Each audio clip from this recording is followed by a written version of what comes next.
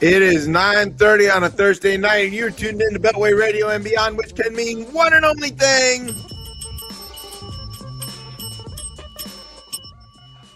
This is Chip Chat. Welcome to Chip Chat, everybody. I'm Chip. Who are you, Tez? You just told him, buddy. There we go. There it is. I got it right this time. You got it. This is like for the first time in maybe 3-4 shows. So yeah, we're back. Well, winning streak. A little rusty, but it's okay. Me too. You know, we've been doing the show for a long time, right? And we've had this same intro now for several years. In the way it down. Yeah, and I couldn't even really tell you how it happened. Obviously it happened by accident, and it went from there, and we just ran into the ground, and ran into the intro. So it just became the thing, right? It's how good radio happens always. So it's just like that. So all right, this is a special edition of Chip Chat. Because when is it not? Yeah, I don't know if anybody else has picked up on that. I think you might be the only one that's noticed. But this is a special edition because we were off last week. Yes. And as usual, when we're off, nothing happened. Nothing at all. It's always lined up that way. I love that it's always a nothing quiet happens. But then over the weekend, something did happen that we want to say that we're very glad that everybody involved is safe. We're impressed with the response. It's not every day that the White House installs Australian flags all over DC instead of Union Jacks ahead of a visit by King Charles. But somehow they realized their mistake and sprung into action and fixed it before anybody finished their salad. Finish him. Yeah, I didn't get. Yeah, the pictures I have are of the Union Jack because I was down there playing softball on Sunday, and so they did. That did happen. But for real, we are glad that everybody's safe from the White House Correspondents' Dinner, especially Kash Patel, because he had to cut off his open bar to then go to a press conference, and that's rough for anybody. We've all been there, and you could hear it when he was speaking. A lot of unflattering pictures came out of that, whatever we want to call that. We'll get to that. I have lots of thoughts on that. We have thoughts. Well, there's lots of thoughts. Everybody has thoughts on it. Everybody has thoughts. Ooh, I don't know. I've concern. There's a larger concern I have, but we'll get to that. We will get to that. So that's going to be something we're going to talk about. This week we also have OPEC news. Who thought that this? I mean, why not? My phone is making noise. What the hell? That's OPEC calling.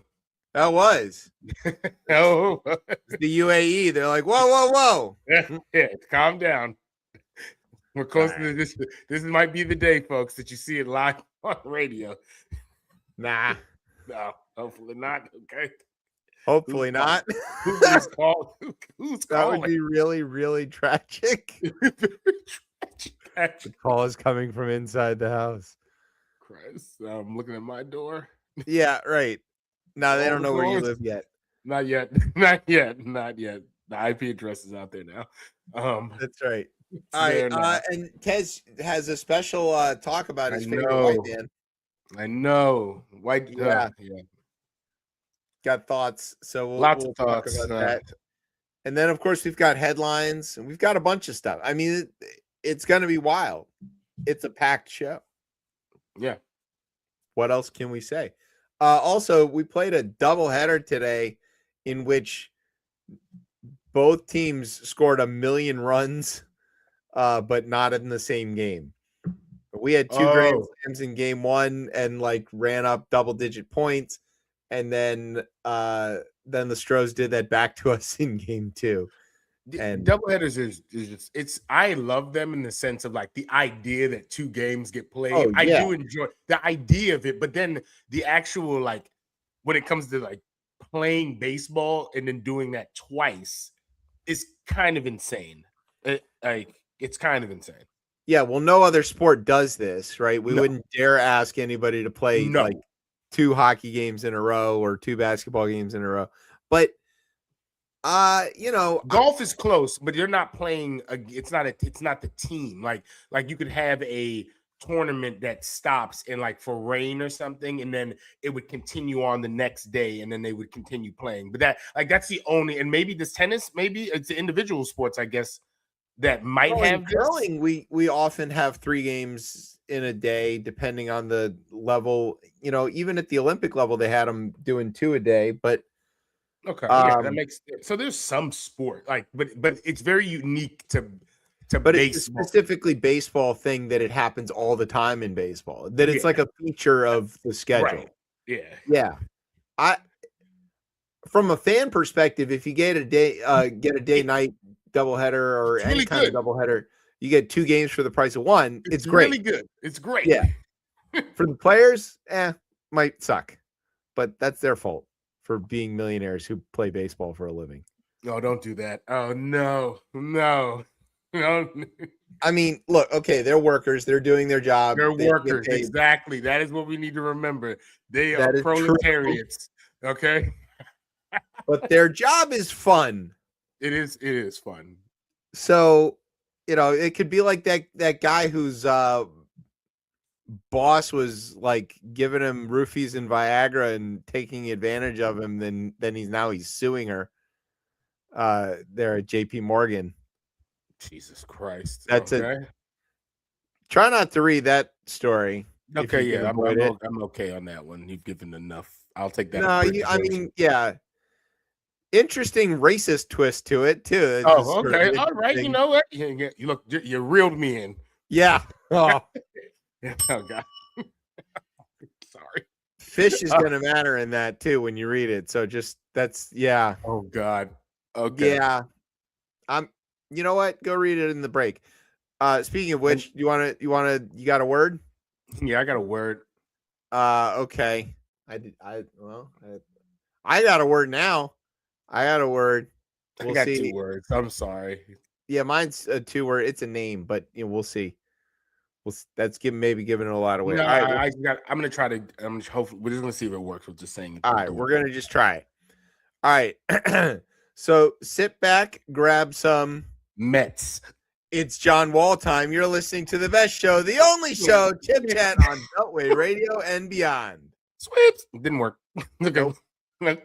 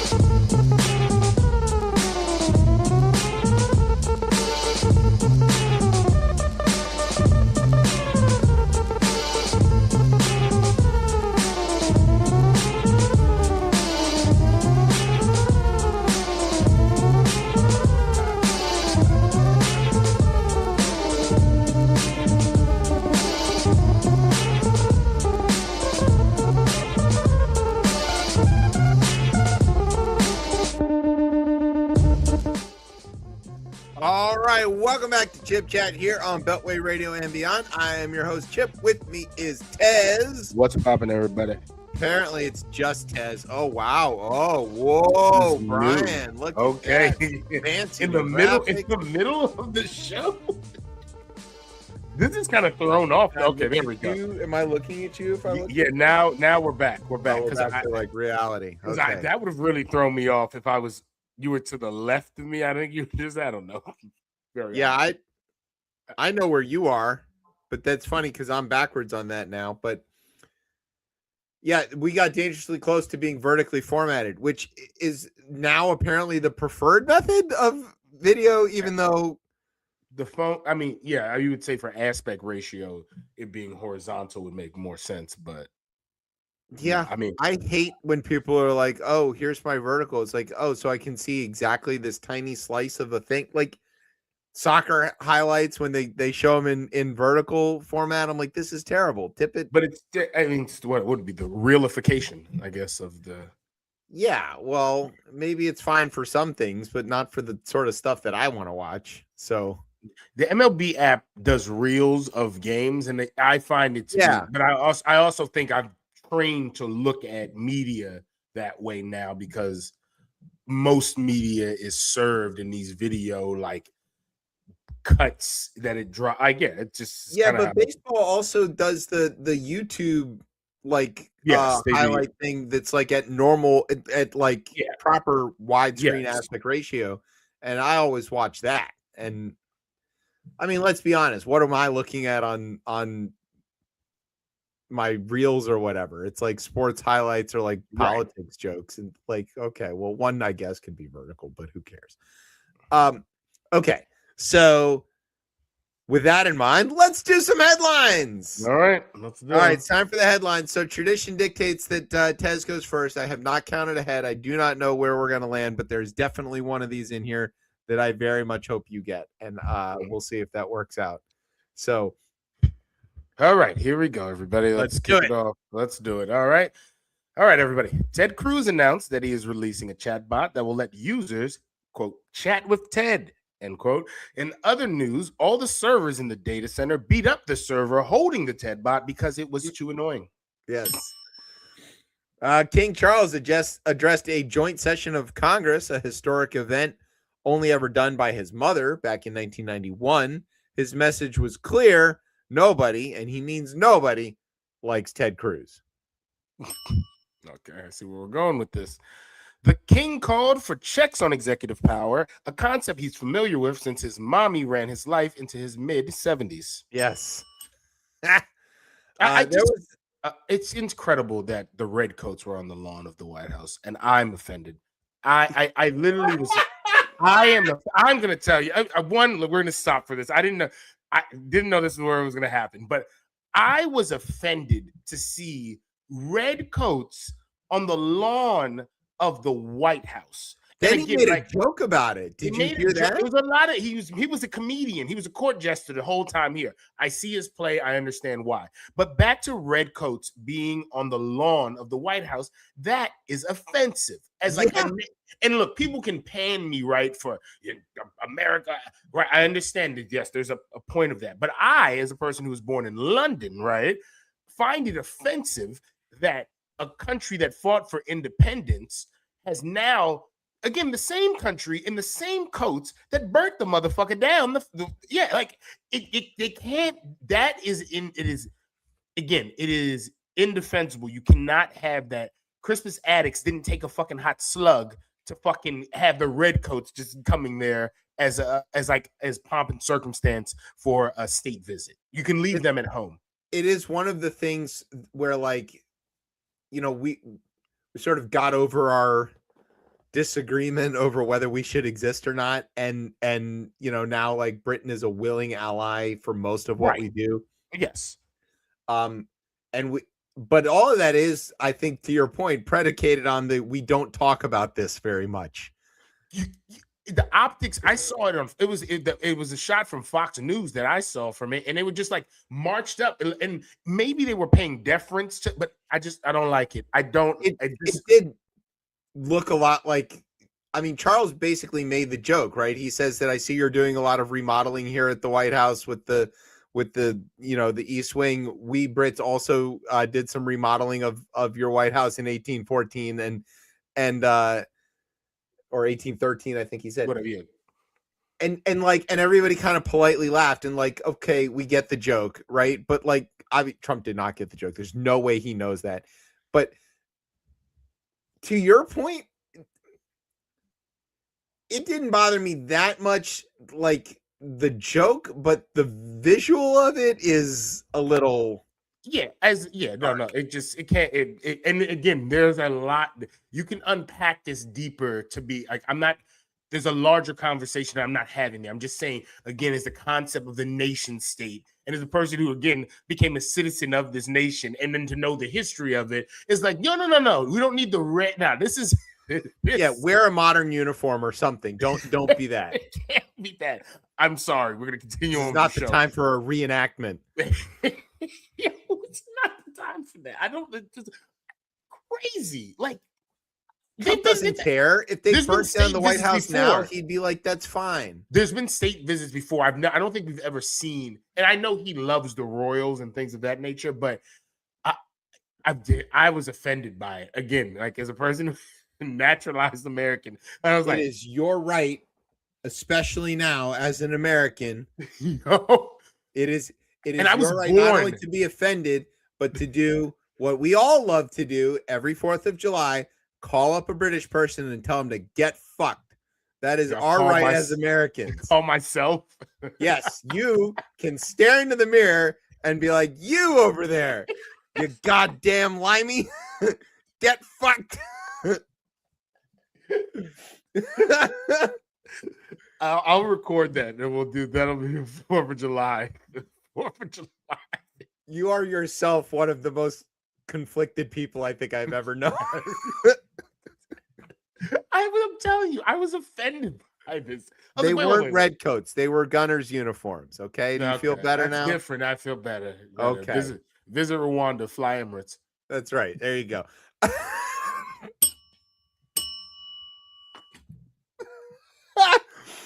All right, that's a lot of conflict. Let's get back to the show, which is somehow maybe less offensive than the several things that you just said. Is it my go or yours? It's too funny. No, it's you. Yeah, it's you. I think it's up to me. I think I'm on. Yes, up to you. There was an attempt. Okay. We're sorry. Sorry. We had derailed for a minute. There was an attempt at another round of peace talks between the United States and Iran in Islamabad, but Trump decided to not send his delegation after he learned the name of the host city. It's a really dope name of the city. I don't care what anybody says. Like it's. I mean, it sounds fun. It's fun to say Islamabad. Islamabad is great to say. It's a great name. It's a great name. Yeah. Iran, right? And we'll see how far we get. I have no more Hopslands, but I'm saying Iran, so we'll see until it turns into Iran. Iran is unwilling to negotiate away their rights to enrich uranium, and Trump is unwilling to end his ability to enrich himself. So the impasse continues. That's right. The negotiation team featured Jared Kushner and Steve Witkoff, but Trump said an 18-hour trip was with no chance of success wasn't worth it. So instead, he sent Eric. No, he just catches catching strays. Maybe not appropriate to say right now, but who knows? No, they didn't find the strays. It's fine now. It's fine. They're just not there. They're not there. Oh, I can wait. I just can't wait for that segment. Kash Patel's drinking hit an all-time high, allegedly, when he drunkenly hit the start button on a fake assassination attempt at the White House Correspondents' Dinner. Yes. Yeah, God, anyways. Yeah, he had it all queued up. All right, seriously, we're glad nobody got hurt. And as far as we know, it wasn't faked, but nobody told spokeswench Caroline Leavitt that. Anytime you get a spokeswench in there, it feels great. Yeah.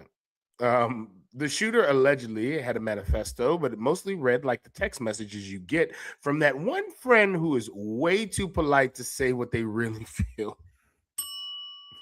We all have that friend. Yeah.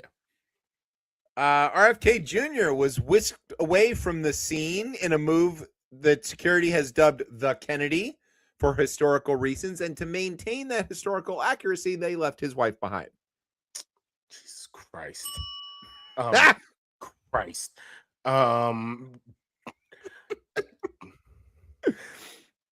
Go ahead. All right. Trump used the event at the dinner to call for his ballroom, which he said would have prevented the incident, which is true because it's very hard to pull off such an attack in a police state run out of a giant command center nicknamed Ballroom. Yes. That's true. Elon and Sam Altman are in court suing each other in what many are calling the nerd trial of the century. It is. Um, Elon alleges that Altman said something unflattering said some unflattering things about Musk, and then went on Twitter and called himself a mecha Hitler. That's true. He did that. Oh, well, good. I get this one. Speaking of which, Kanye is back on Twitter, reminding us all about the time he was betrayed by, checks notes, Harriet Tubman. Sure. Okay. He did write that. I haven't seen any of that. I'm glad. Oh, he had a list of people who had betrayed him. While you read the next joke, I'll find it. I don't want to see. Oh God! All right. Pete Hegseth faced tough questions on the Hill this week. So tough, it took him 3 bottles of Bombay Sapphire to get through it. Yep. Allegedly. Allegedly. Among the questioners was Nancy Mace, who used her time to attack fellow Republican Corey Mills over domestic violence allegations, which of course caused Pete Hegseth to suddenly pay attention. Teen Hood. Yes. Secretary Hegseth said the war in Iran was necessary and going well, and also said that his Pentagon makeup room is also necessary and going well. That's true. Okay, you want to hear the list? No. All right, give it to me. So he tweets this out in all caps. This is the list. He writes, I am in pain that no one person can fix. The betrayal. And then he proceeds with this list. Kim Kardashian. Okay, I get it. I Show Speed. Diddy. Ty Dolla. Harriet Tubman. Okay. Northwest. Pusha. Freddie Gibson. Cuddy. Curious George? Like the monkey? The yellow. What about the yellow man in the hat? The man in the yellow hat. I don't know. No. Donald Trump, Pete Davidson, Patrick Starr, LeBron James, King Vaughn, Playboy Cardi, James Murray, and Adolf. Just Adolf. Which Adolf, Kanye? I met Young Dolph, rest in power, he's gone, the rapper Young Dolph, and when I met him in an interaction, in a retail situation, and we were doing like a pickup, and there was the ID, and yeah, his mama named him Adolf. His mama named that man Adolf. It was kind of crazy. Well, so maybe you talk about dog, but probably not. As I said, which Adolf, Kanye? Yeah.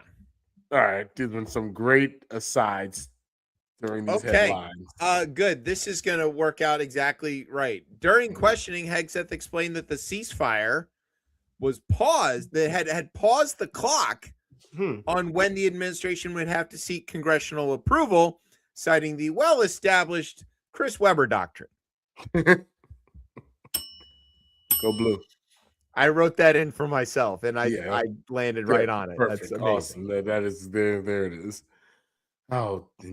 These. You have this one too. This is great. These son of a bitches, man. This is crazy, man. There should be sheer uproar about this. There is. Don't worry. There is. Coming. Yeah, I mean, but like, the Supreme Court ruled that voting is now restricted to only white folks in parts of the Deep South, and that minority voters had already become too, quote, uppity. They did rule that. That's true. Let's see. Jerome Powell presided over what could be his last meeting as Fed chair, promising to bring way more crunchy jams next time as just a regular deadhead Fed governor. Deadhead Fed governor. Oh, yes. Perfect. That's really good, actually. It's really good. I was proud of myself. Good. Very good. That's really good.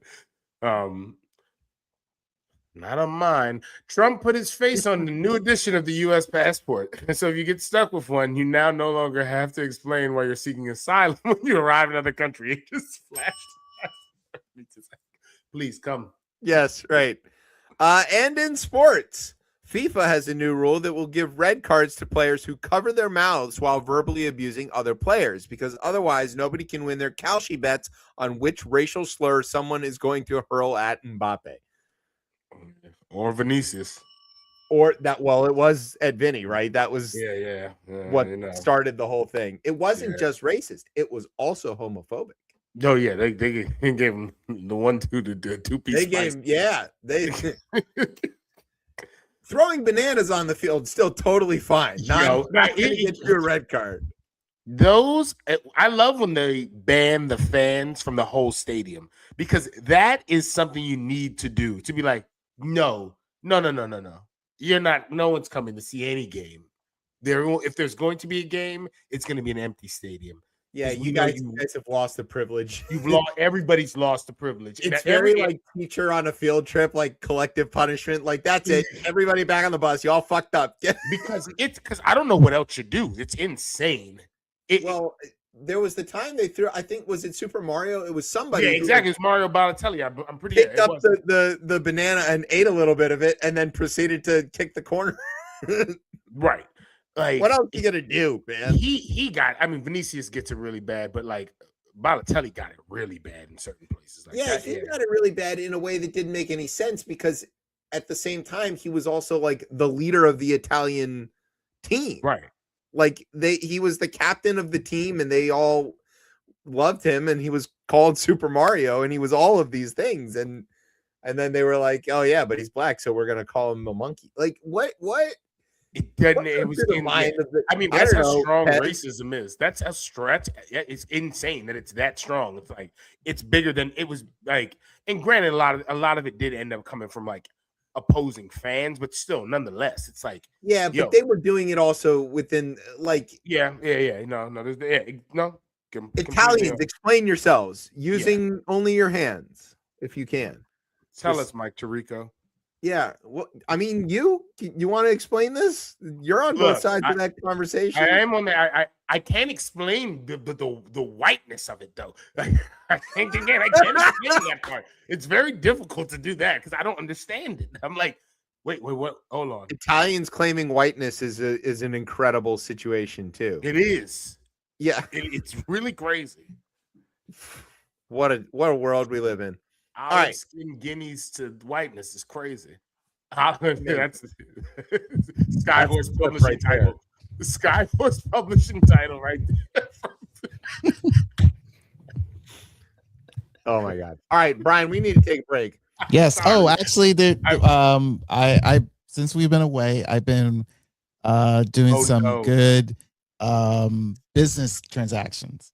So we got ourselves a sponsor for the for our headlines. Oh, wow. So our show is sponsored by this little product, so enjoy the little jingle that they have. Okay. All right, well, let's take a break and thank our sponsors. You're listening to Chip Chat on Beltway Radio and beyond. It sweeps. Be very afraid.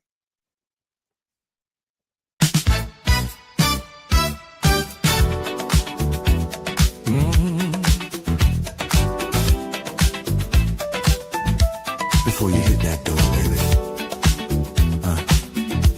you better check that curl.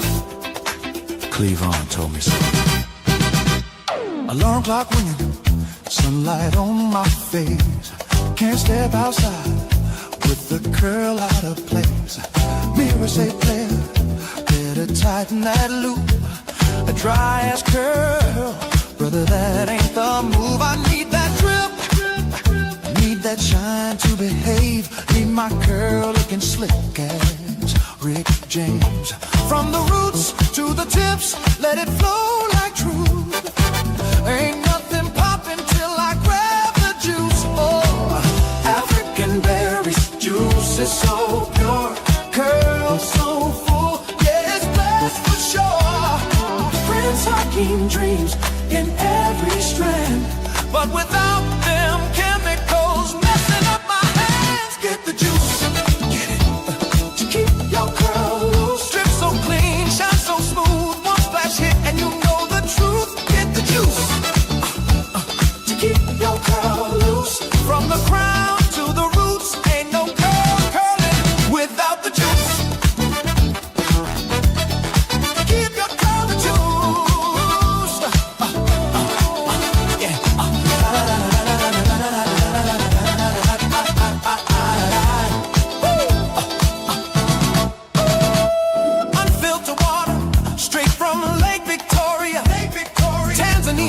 rules. Bring the curl euphoria. Hit it once, 5 to 10 minutes strong. Then evaporation, say player, you've been warned. Summer heat, turn curls to an afro quick. So keep a bottle close, yeah, that's the trick. Reapply on the go, keep the motion improved. Stay glossy all day with the juice. No harsh chemicals, no itchy scalp, no greasy couch stains. Don't mess up my headrest, man. Just shine, luster, and drip, and drip, and drip. Oh, get the juice, get it, to keep your curl loose. Let it sway, let it shine, that curl pattern working overtime. Get the juice, to keep your curl loose. If your mirror smile back, yeah, you already know the truth. The juice, keep it for the juice.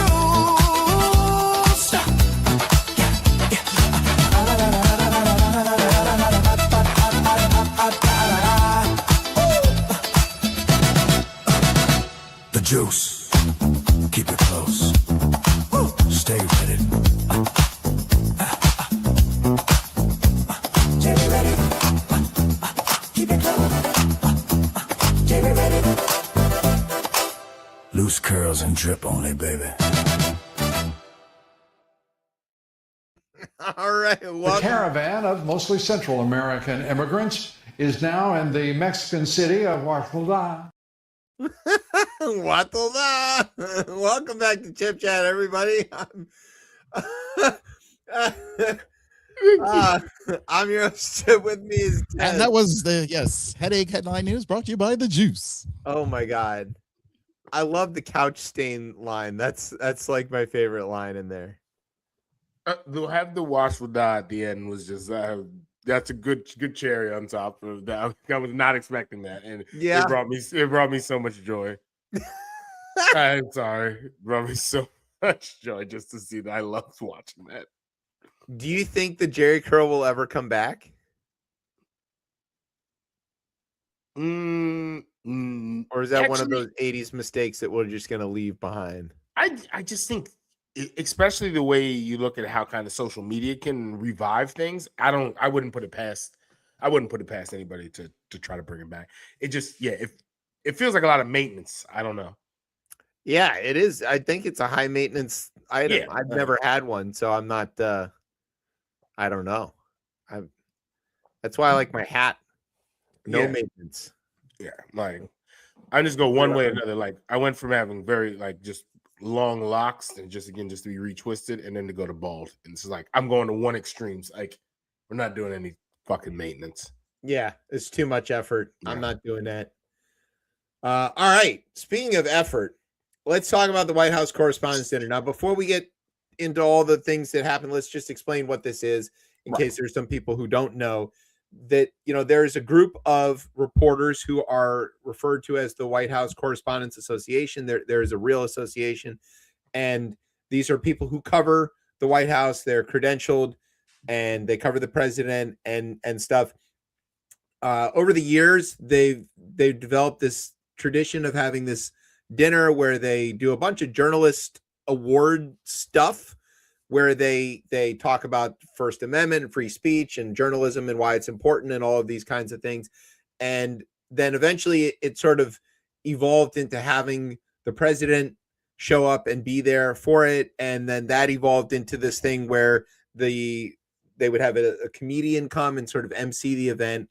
And their job, which is a hard job, is to roast everybody in this room, but do it in a way that comes off as respectful and from a place of love, while also being extremely mean.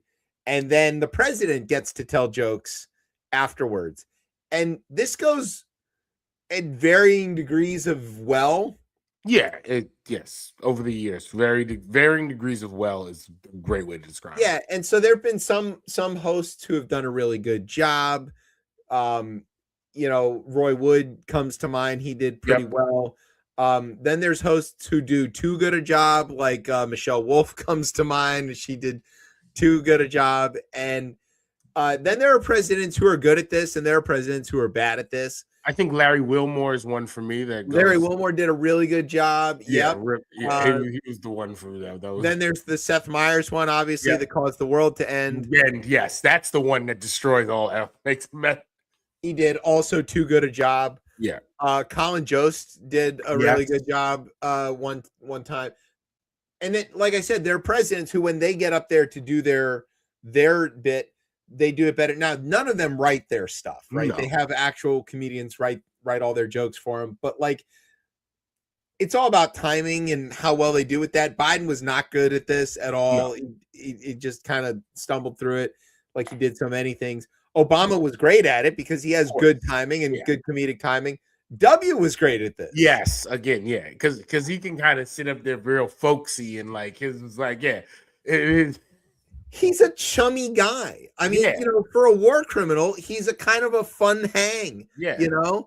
And so like W got up there and he'd have a great time and kind of snickering and pointing at people and he's in on the joke, right? He gets it, and he's like, I said a lot of things, and it's all just kind of fine, right? And then when Trump got elected the first time, like everybody was like, oh shit. One of the first thoughts I had is like, oh my God, what's going to happen? Correspondence Center.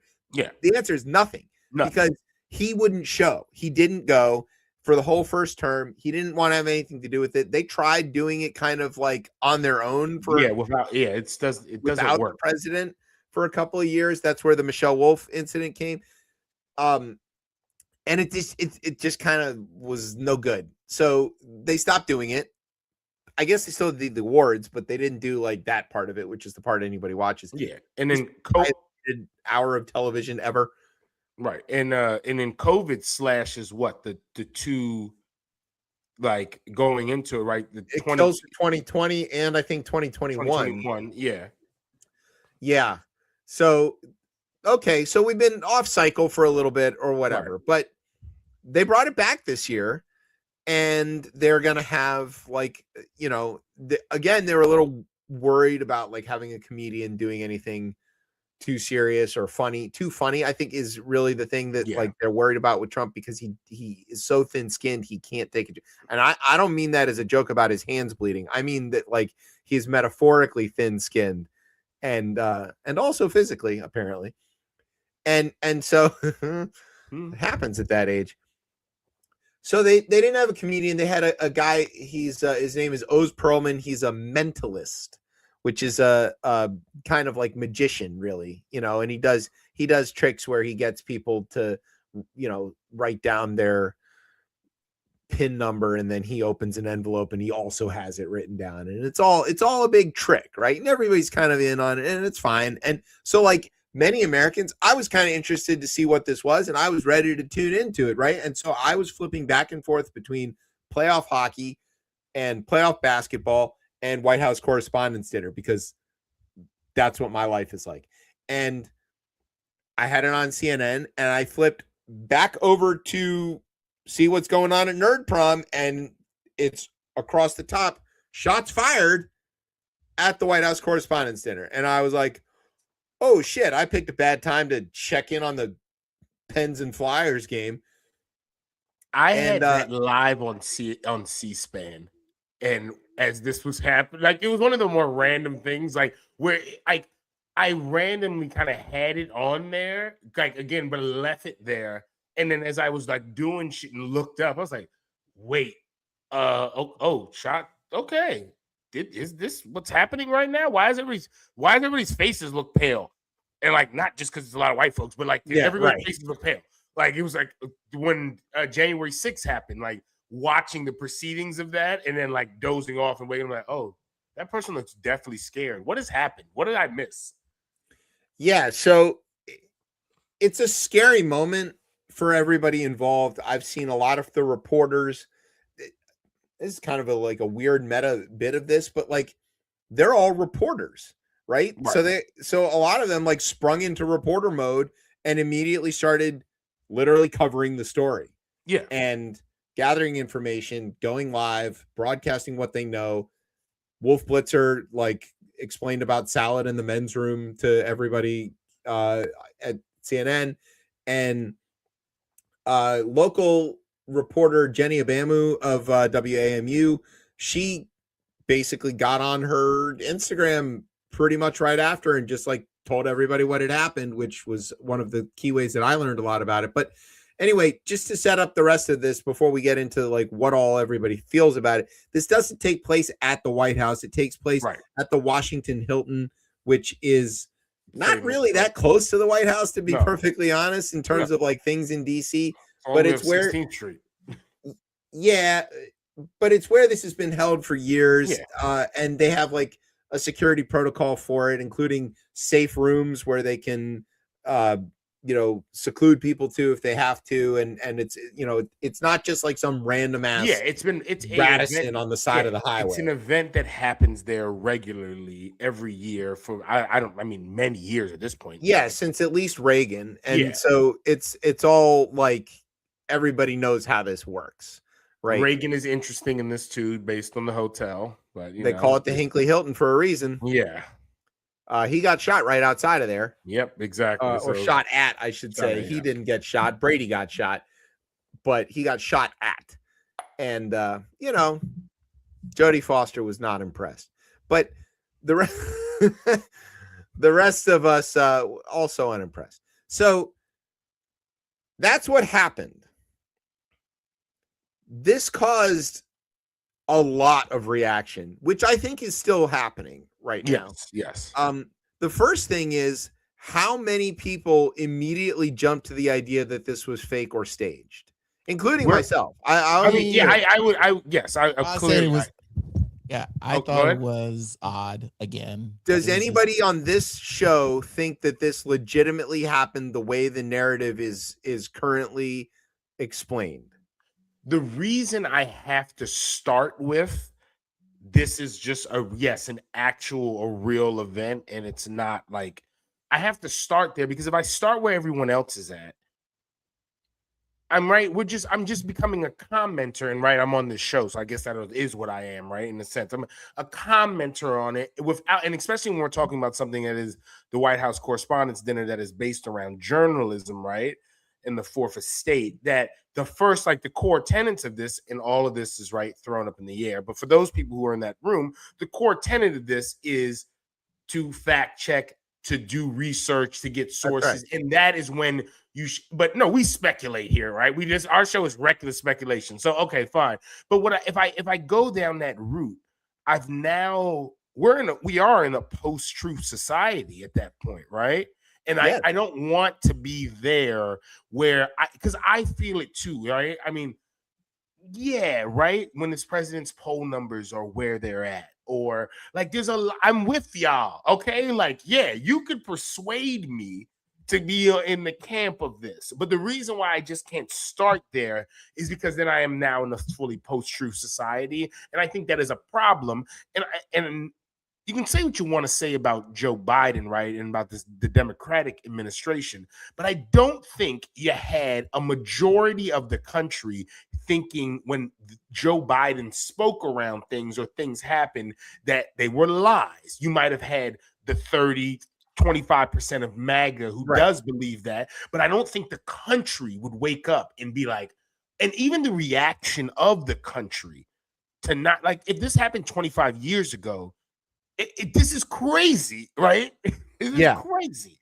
Yeah, and you kind of hit on one of the most important parts of this, which is that even in the first Trump administration, when things would come out of like the FBI or the Secret Service, not necessarily administration officials, but the insert alphabet soup here. You take that to be the thing that's true, but the thing that the cabinet secretaries or the things that the Trump appointees say is probably a lie because they do it so frequently. We're now talking about a place where the institutions have been hollowed out.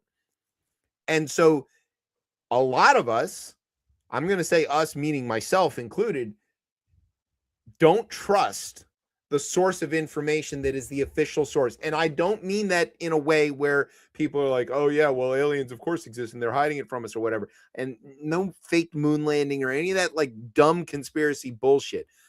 I mean to say that Kash Patel, a man who is himself full of lies and speculation and rampant bullshit, is in charge of the FBI, has fired a lot of the people who work there, and they have conducted themselves in a way that now makes them an uncredible agency. And that's true of the entire DOJ, and it's true of the entire apparatus of the Trump government. And governments were lying way before this. So like, yes.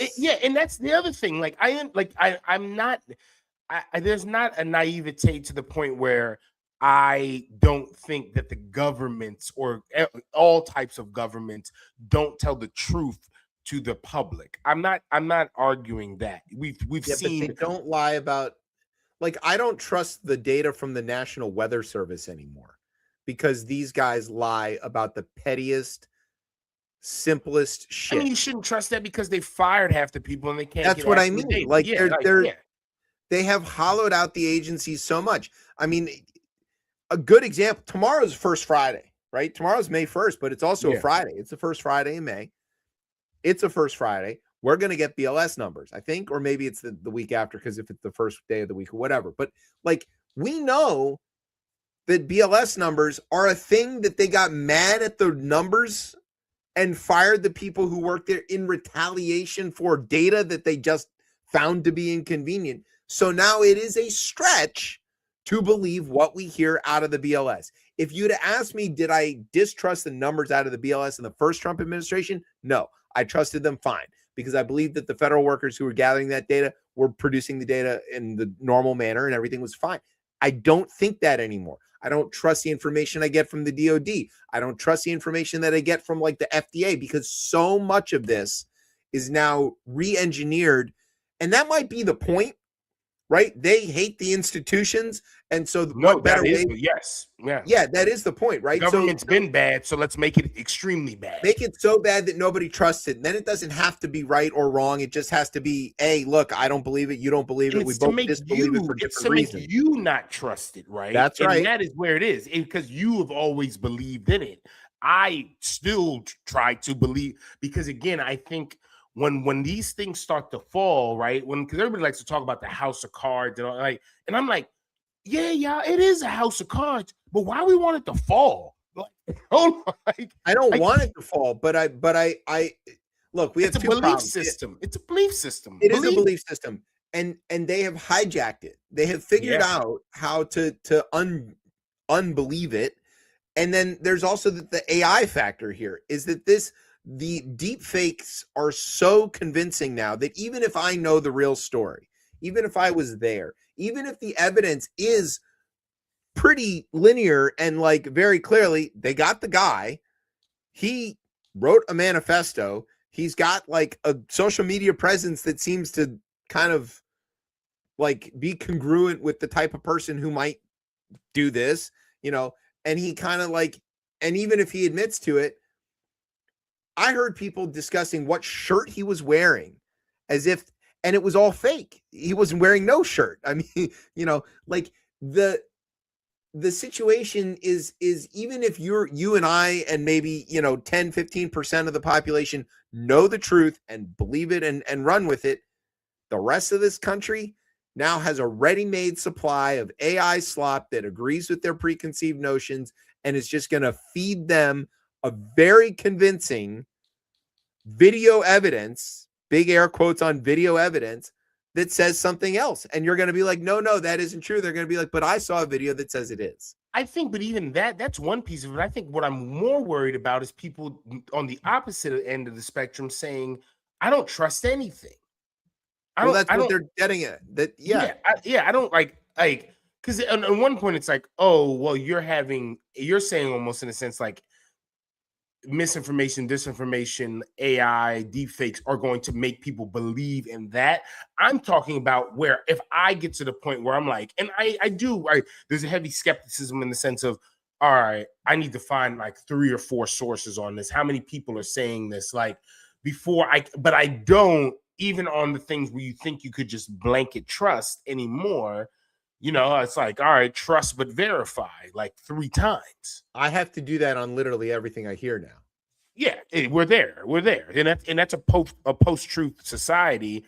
And yeah, I think when you have someone who kind of exhibits behaviors of a dictator, authoritarian, like, right, like this is where it starts. Like this is where it insulates itself. If you look at failed states where dictators can run things, one of the ways that they can do it is sort of general apathy of the population.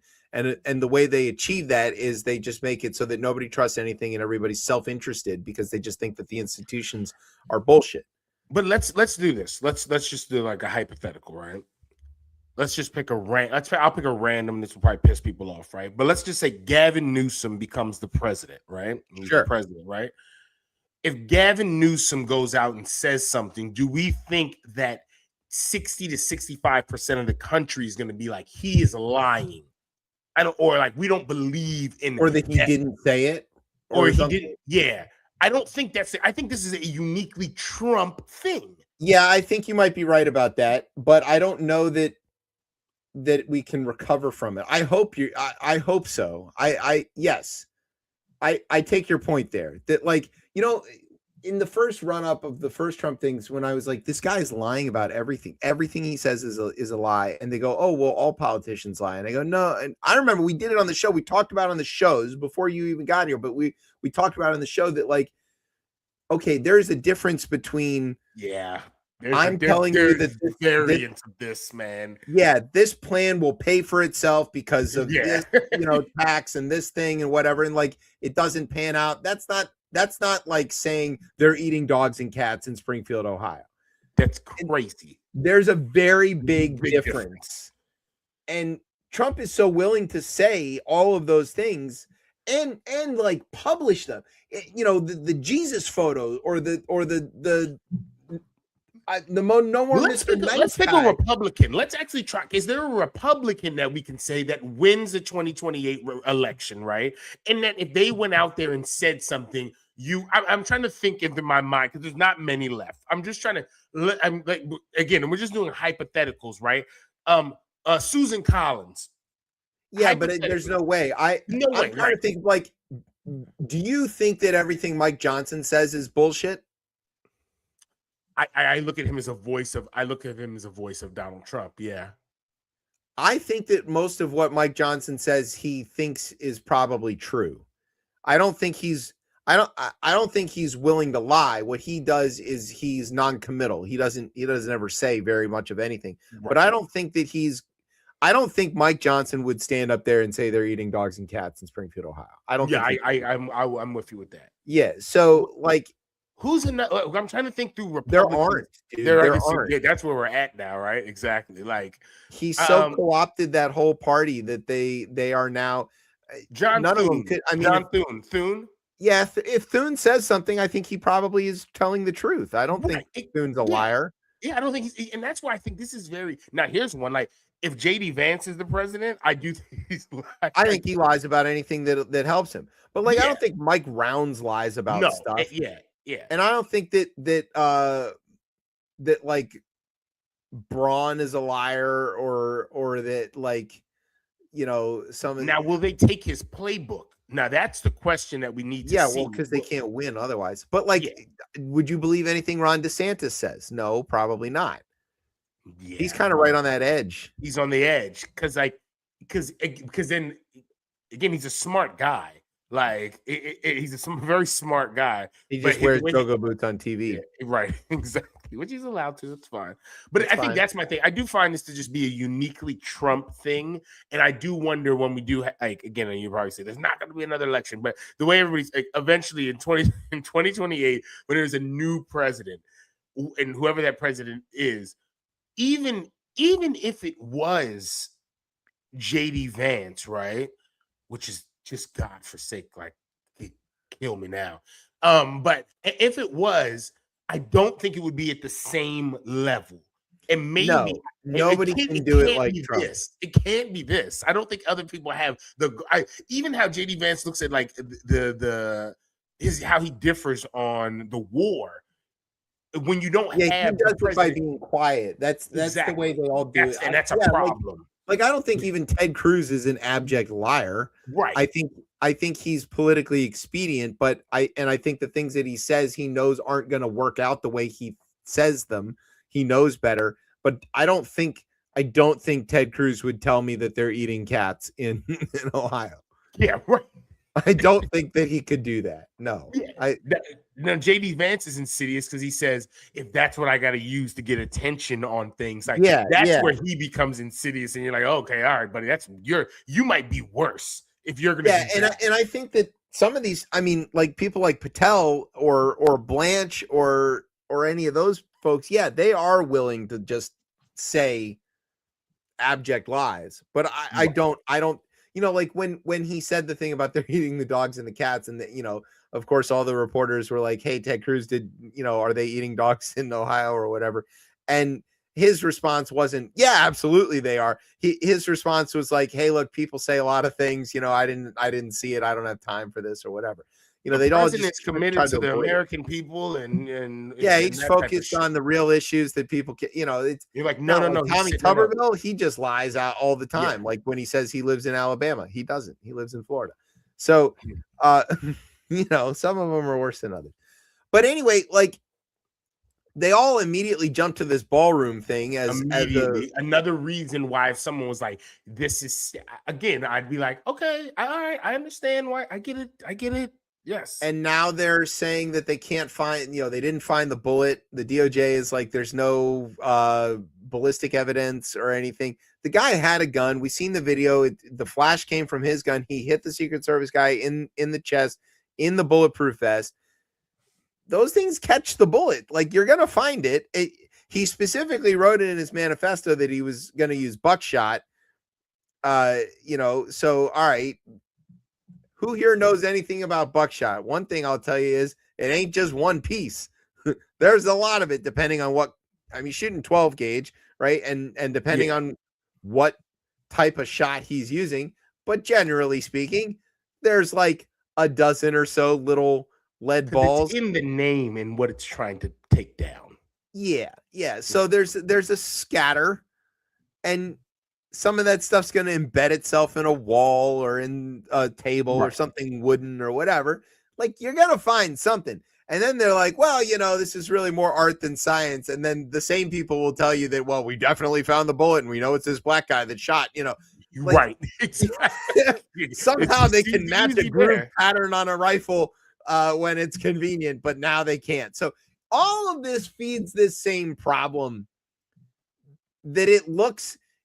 There was a story just about 2 months ago about the FBI uncovered a plot where the Russians were going to help Viktor Orban ahead of his election by staging an assassination attempt. And it's the same people and it's the same script and it's the same and Trump's ear doesn't look as bad as Holyfield's. Like there is so many, and he doesn't ever in that anyways. Yeah, it's so. And he's putting his face on the passports and he wants to put his name on the money, and it's like it's every bit the fucking Saddam Hussein, like Lukashenko kind of Gaddafi kind of dictatorship cult. Right, and I get why. And this is part of it. Yeah, I get it. Has to be. I get why if people think. And then he went out and he's like, I take it as a compliment because people only shoot at you if you're like doing things of consequence or whatever. Like, all right, if what you're trying to prove is that you're doing a lot of stuff, yeah, I guess so. I mean, Brian, I know you got thoughts about this. He's run away. In a way. Like I said before, this whole thing has been odd. I'm surprised. I forgot about the third. It's the third one. I'm surprised. I can't remember the second one. The one is the golf course, right? We have the golf course. Oh, the golf course. Okay, golf course, Butler, Pennsylvania. Yeah, the Pennsylvania. See, that's the connect that I'm getting. It's Pennsylvania and this, and I'm thinking of the fact of, as you mentioned, the fact about Patel and security in not just sense of the truth, I'm sensing of security. And I'm reminded the fact of when President Obama was going to the GW game to, with Michelle, because their his brother-in-law was the coach of Oregon State. And I worked that game. And I was like, I had to hear about security. I had to go through checks, all of it. And they make that everywhere the president goes, they need to make every place a fortress. And they did.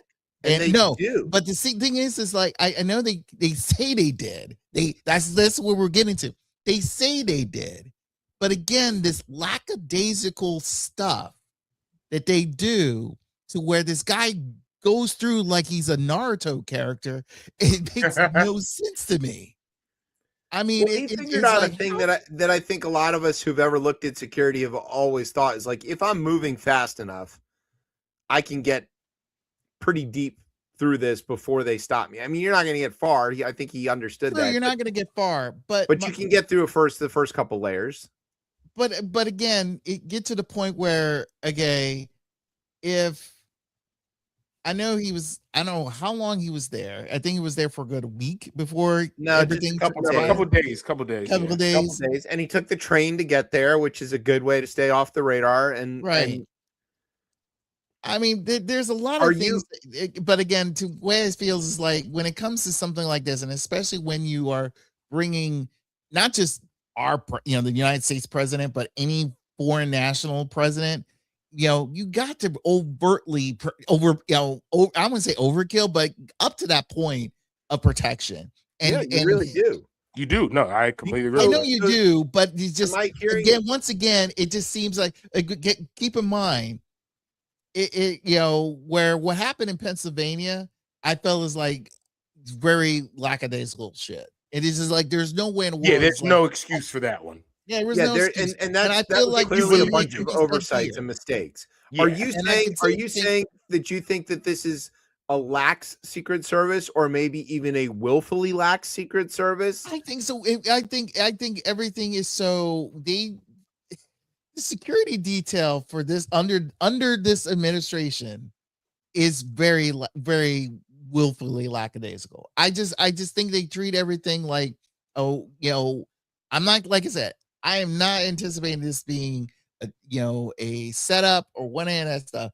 I just feels like it's just odd of how certain things are you saying past here, and they feel like, again, we get to this point where in the end he goes to his press conference and says, well, we're and we get all these crazy information about this dude, and we figures like we're doing hard justice, we got him and caught him and all that stuff, and in the end and blurting out the fact we need a ballroom, all that bull. It is just, again, odd shit to where, again, it's odd. That's a good way to put it. It is odd. Yeah, that's all it is. Wait, I want to ask you, Brian, are you in the camp that is saying that either the Secret Service is incompetent or willfully participating in fucking up or trying to get the president killed? Is that what you're saying?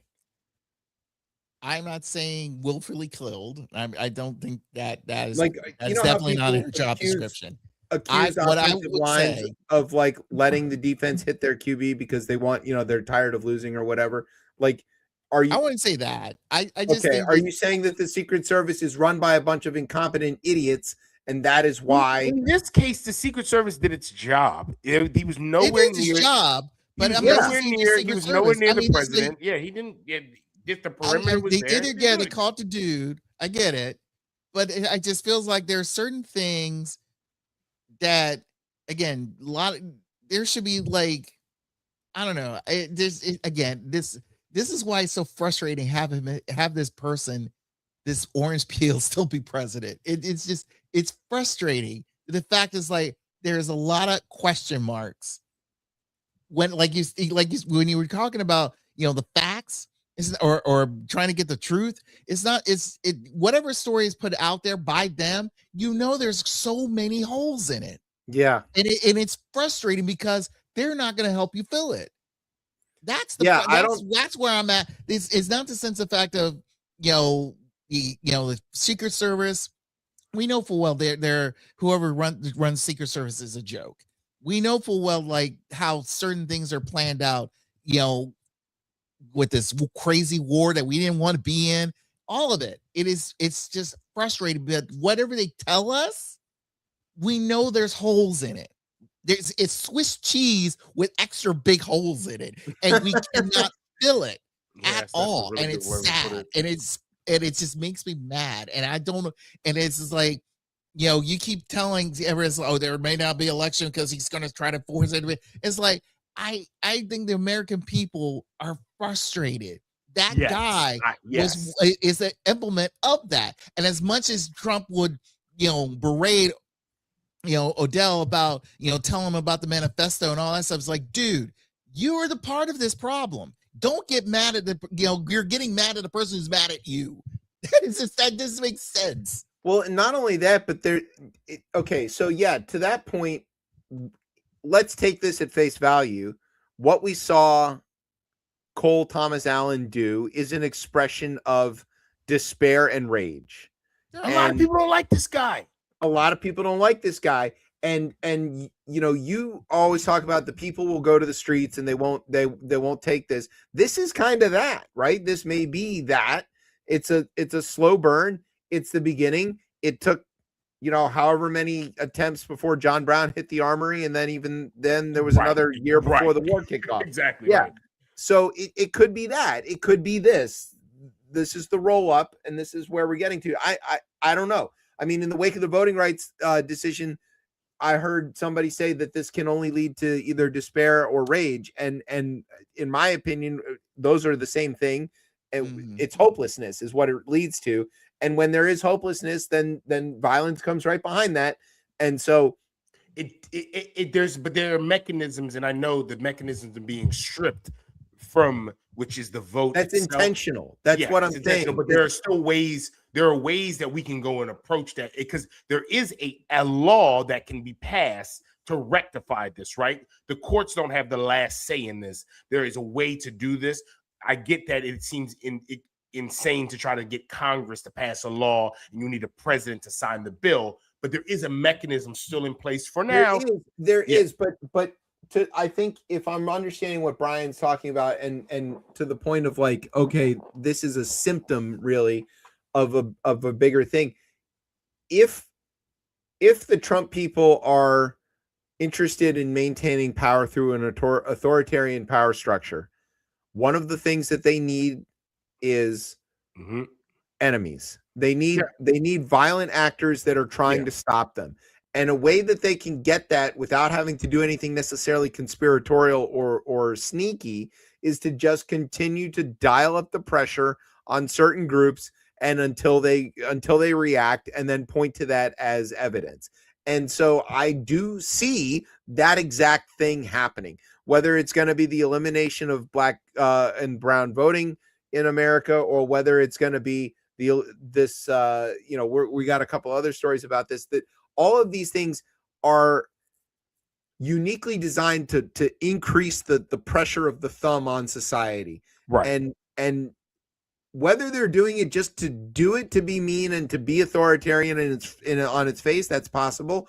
Or if they are playing a couple moves ahead in the chess metaphor, that they're doing it to spark a reaction, both things can be true.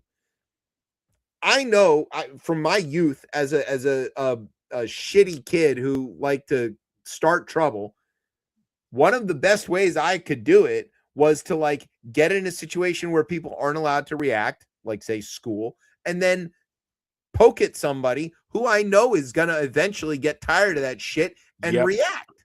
Yeah. And that's then they get in trouble. So in a sense, it's like, again, we're dealing with a bully. And that was it. And pretty much it's like that bully feels like he can do whatever he wants until he meets up with someone who's a bigger bully than him. It could be that, or until somebody decks them real good. But Right. yeah, Yeah, I mean, that's usually what happens. and that could be where we're going with it. None of that's good. And to Tez's point about the House of Cards, all of this undoes the belief that underpins the whole experiment. And I'm sickened by that whole thing, to be honest. It makes me want to puke to think about that this thing that we all believe in some way or another, right? In some way, yeah, can disappear. And I don't, I mean, God bless it for all the. I know you're not born here, so you're not quite this thing, but being a real American, you walk around with this a little bit of a thing where it's like, yeah, we're better. And one of the problem things is people aren't doing that anymore. Yeah, I know, but one of the things that I've always walked around with myself as an American, right, is this arrogance of the melting pot, and that I really do still buy this idea that Americans are all of the things. And I can remember in the 90s having this fundamental problem with understanding why was there a war in Bosnia.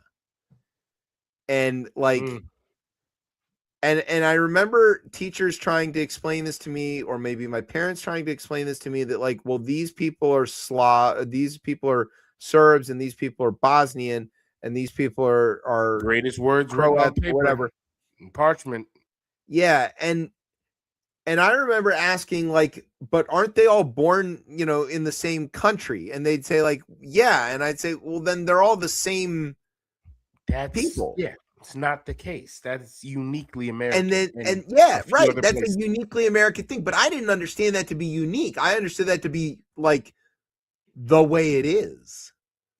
And that was my version of American exceptionalism, is that we are walking around here with people from all over the world, different accents, God knows what. But the second that they've got that passport, they are as American as I am, as American as you are. And we are all one. And like they compete on my Olympic team, and I'm super happy about that. Like, I don't care. And if you are telling me that thing that my version of American exceptionalism, which is rooted in the plurality and the e pluribus unum aspect of the United States, is predicated on a system of beliefs that could come tumbling down, is possibly coming tumbling down around me, I want to puke. I don't like that. And I think what frustrates me, and maybe I'll be wrong on this, but I don't find that a majority of Americans, and like people are online and like, oh, burn it all down, but I don't find people are ready for revolution, because we're soft as like, and we're but like, I just, because if it gets down to that, right, you need a majority of people, right, to enact that, and then to try to build something out of revolution, right? And that always looks really, and I don't think that, like, maybe we should continue to try to perfect what we have here now and not try to, because again, this is the experiment, right? And this is the whole idea behind it. And people will pan me for that, like, because I understand why. But there's like, I understand. I'm with you on that. Yeah. I want that. And in order to form a more perfect union, right? And that the system is specifically designed with these methods to amend and fix and update and all. Yes, the Supreme Court is making it hard. Yes, there are so few examples of revolutions that have worked. If you think through history, we are one of the few that is so far stood. Yeah. And stood on, more or less, slavery aside, on more or less the thing that is the backbone of the revolution itself, right? You can say that the Cuban Revolution has mostly stood on its own pillar as well, but that's not a good one. But like the Chinese Revolution, no, it's in a totally different place than what Mao was leading, and that's not the same It's country. Not the same. It's not the yeah, same. and but everywhere else where you see these like major upheavals and stuff, either there's another one not too long afterwards, or there's a backlash. But let's not exclude slavery. Let's include slavery inside of the actual conversation and say that again, they then had a war about it. Yeah, and several amendments to fix it. Yeah, and like so to your point that it's amendable and yeah, like moldable. Yes, it took a lot to do that. But the even system can work. People just have to want it to work. But you also have to teach the system, and people have to feel part of the system. And again, the system is fighting against the people at this point, and the people are losing faith. And why should they have faith in this? Why should they? It's easy for me to say that. It's very easy for me to say. It is super easy. Well, and we can say that because we're confident that it isn't gonna tumble. And should I be? And I'm not that confident. Like I have to project that though. Like, hey, quiet. Look, I just told everybody, but you gotta project that it's not because then I need to be able to persuade other people to continue to believe in it, and they need to persuade the next person to do that. And you keep having this persuasion of this so that we can then go out to go ahead, and we'll talk about this later. Like, figure out a way to hit the streets and like codify in law again, because Congress and the Senate and the president and that can happen. It can still work. It happened before in more trying times. And it took a war to do it in some cases, but yes. I mean, but even if you look at Lyndon B. Johnson to pass, this, those are trying things times. Got substantially worse than they are now. Yeah, those are very trying times. This is not particularly good radio, but yes, it's not. I'm sorry. Yeah, this is. I agree. Terrible radio. Kind of. We're just having look, maybe people are interested and they want to hear. We're sorting this out in real time. Nobody knows what to do here. If we had somebody to look to lead us through this, we'd already have coalesced around them, and we don't. And maybe we did. I thought King Charles helped us. With his speech today. Yeah. Well, Tez can coalesce around him because he's still got one of those passports. Yeah, man. No, he's English, man. No. He's English. You guys are all the same. That's how it works. He's English. No. Brits all the same. I'm Jamaican to those people. I'm a Jamaican to that. I can't tell you apart. I'm a Jamaican to them. Yeah, I'm a Jamaican. Actually, you know what? No, I'm an American. Now you're an American. I am an American. And you are as American as apple pie. And anybody who says otherwise can kick rocks. Yeah. Damn right. All right. Speaking of kicking rocks, oh God, the UAE is leaving OPEC. What is going on? Okay, so I did a little map. I haven't caught up on this story. I saw it, but I haven't sat with this at all. So I need it. I'm all right. So let's just talk about what OPEC is here for a brief moment. OPEC is the global oil cartel. This is the Organization of Petroleum Exporting Countries, and it has over the years had some countries in it and some countries out of it. But the most important thing is that kind of the Saudis run the show, and they produce a lot of oil. And of course, the whole thing, this is going to sound crazy with oil over $120 a barrel right now, but oil is pretty cheap. And it could be nearly free if we were in a freer market about oil. And so basically the way OPEC works is they get together and they decide to limit supply on the global market to drive the prices up. And they will set a production limit for every country, every member of OPEC. And then they've got this, what they call the OPEC Plus, which are other countries that maybe aren't officially in OPEC, but kind of go along with it for the sake of their oil stuff. And OPEC will argue that this helps to stabilize the markets and keep there from being wild fluctuations. What really ends up happening, though, is they're trying to limit supply so that the price per barrel stays high enough that it's economically viable to continue to produce oil and so that they can get filthy rich.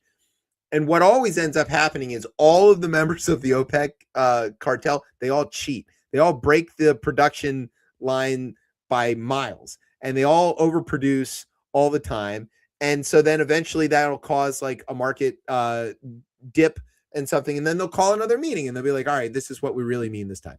And the Americans, we benefit from this in this, not we as right, people who fill up at the pump, but like oil producers in the United States benefit from this in a weird way too, because it's a global market.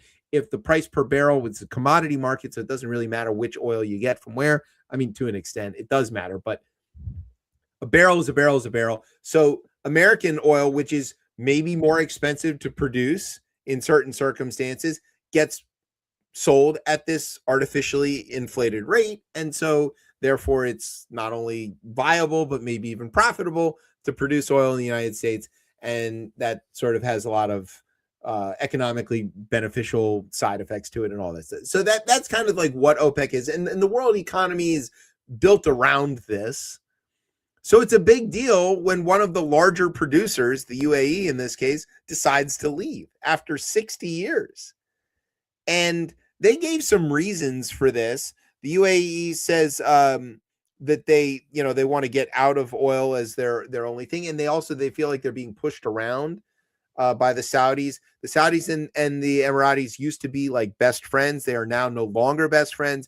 They're backing opposite sides on the war in Yemen between different factions there. And the UAE was like willing to be a little closer to Iran in terms of trade and economic relations and things like that. And the Saudis, and that's weren't. A no-go. That's a no-go for the Saudis. Yeah, it's a no-go for the Saudis. They're in a theological battle that's going to last a million years. And also the Emirates, like, they've got a port on the other side of the peninsula that creates the Strait of Hormuz, so they can keep shipping right now.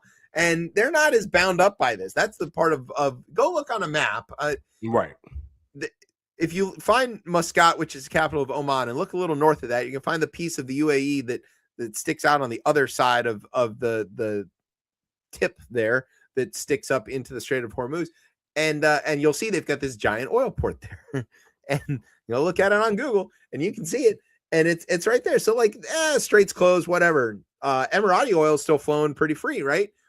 So they could just start flooding the market and drop the prices. And they'll reap the rewards for a while. Right. And then when they run out, they run out. And the key point of moving out of the oil business, like, because people see, they understand that it's not sustainable.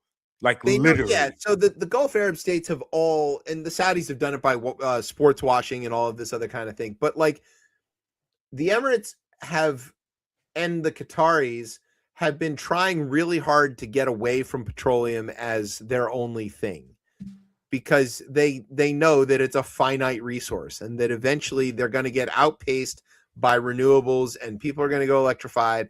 And not only just because they want to save the planet or whatever, because it's going to be cheaper and it's going to be more. That's going to be the reason that it happens. Yeah, it's if we save the planet, do we do it in time? It's really that's a byproduct. Yeah, if you can make electric motors and batteries that are cheaper and more energy dense than fuel, than gasoline, people will stop buying gasoline, and that's just a reality.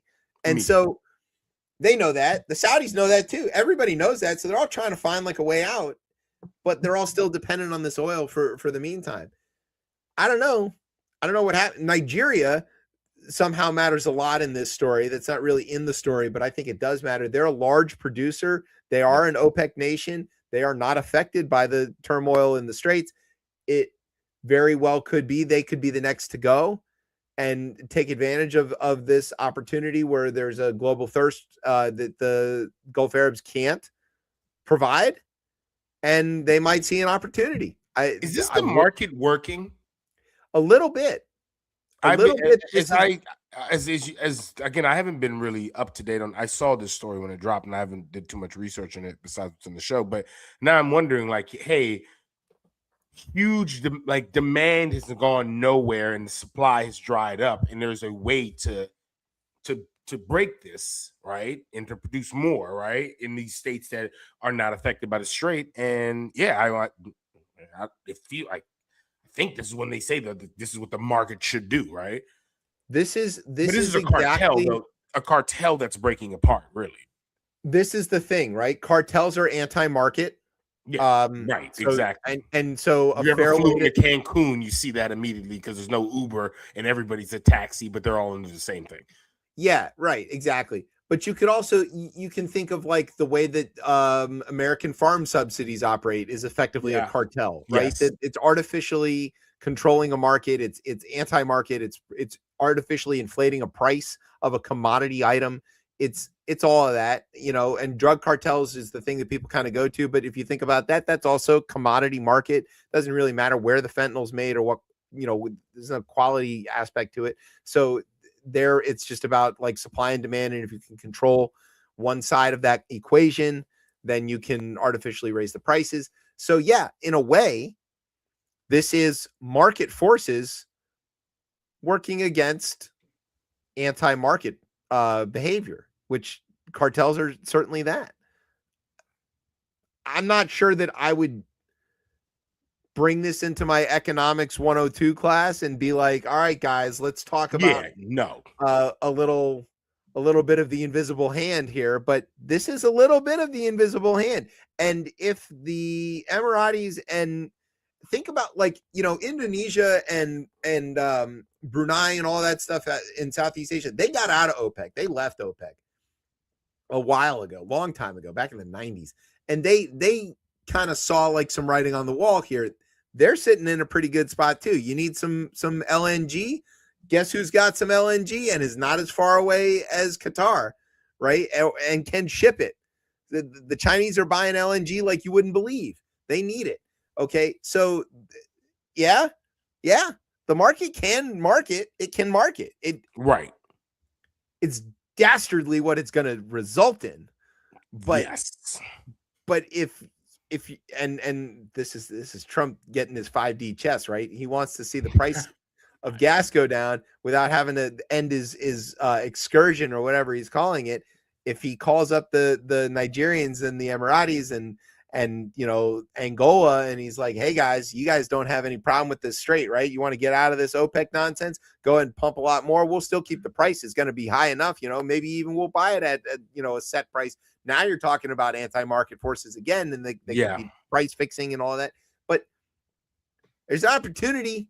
It's opportunity for somebody to make a big boatload of cash. Emphasis on boatload. Boatload, yeah. I mean, but you're also, I mean, it can't happen in that fast. But this will also push more this type of shock, because no one has seen this in years, right?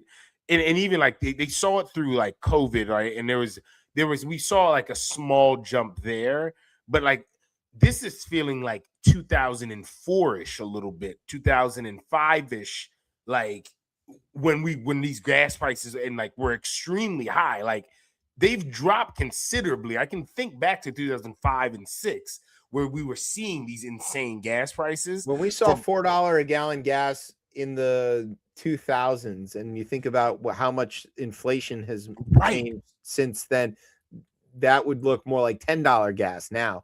That was a major thing, and it was the first time you saw the total number of gallons purchased in the United States fall for the first time ever. That we learned there is a limit, right? There's a price that if you set the price at this number, or if the price hits this number, people react. They start riding the bus. They carpool more. They trade in their cars. They get more. There's only like vehicles. 3 Priuses now. Now we got electric cars everywhere. Okay, everywhere. So, and we're seeing that the numbers are going up because the batteries are getting better and people are buying them used. Those prices have come down considerably since the pandemic. But like this will be one of those shocks where it pushes more people to electric. And this is where it gets back to that mechanism of the vote, because I do think you could see people, even in places where you wouldn't expect it, where they might be like, well, no, this is too much. We need to figure out how we can use electric. And how do we? And once somebody gets an electric car, they don't go back. They can't. Those numbers are insane. Surprisingly enough, I've been seeing a lot more electric car commercials now, and especially more of in a sense of a PSA format. Because they were trying. In a weird way, this could do what the regulations couldn't, right? When we saw the regulations and the rise of the cafe standards and things trying to push people away from the gas guzzlers and towards more efficient vehicles, hybrids and electrics, plugins, whatever you want to call it, and you saw it, right? You saw the Ford Lightnings, you saw the Mach-E's, you saw all of this stuff from the big manufacturers. Then the second they lifted those regulations, Trump came in, they all said, well, we're not going to make that anymore. And that's because they were doing it in response to a regulatory environment that was kind of forcing them to do it.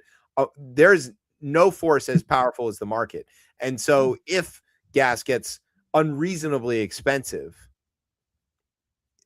I don't see anybody going back. Once you have a charging station at your house, there's never any reason to ever go back to gas, ever.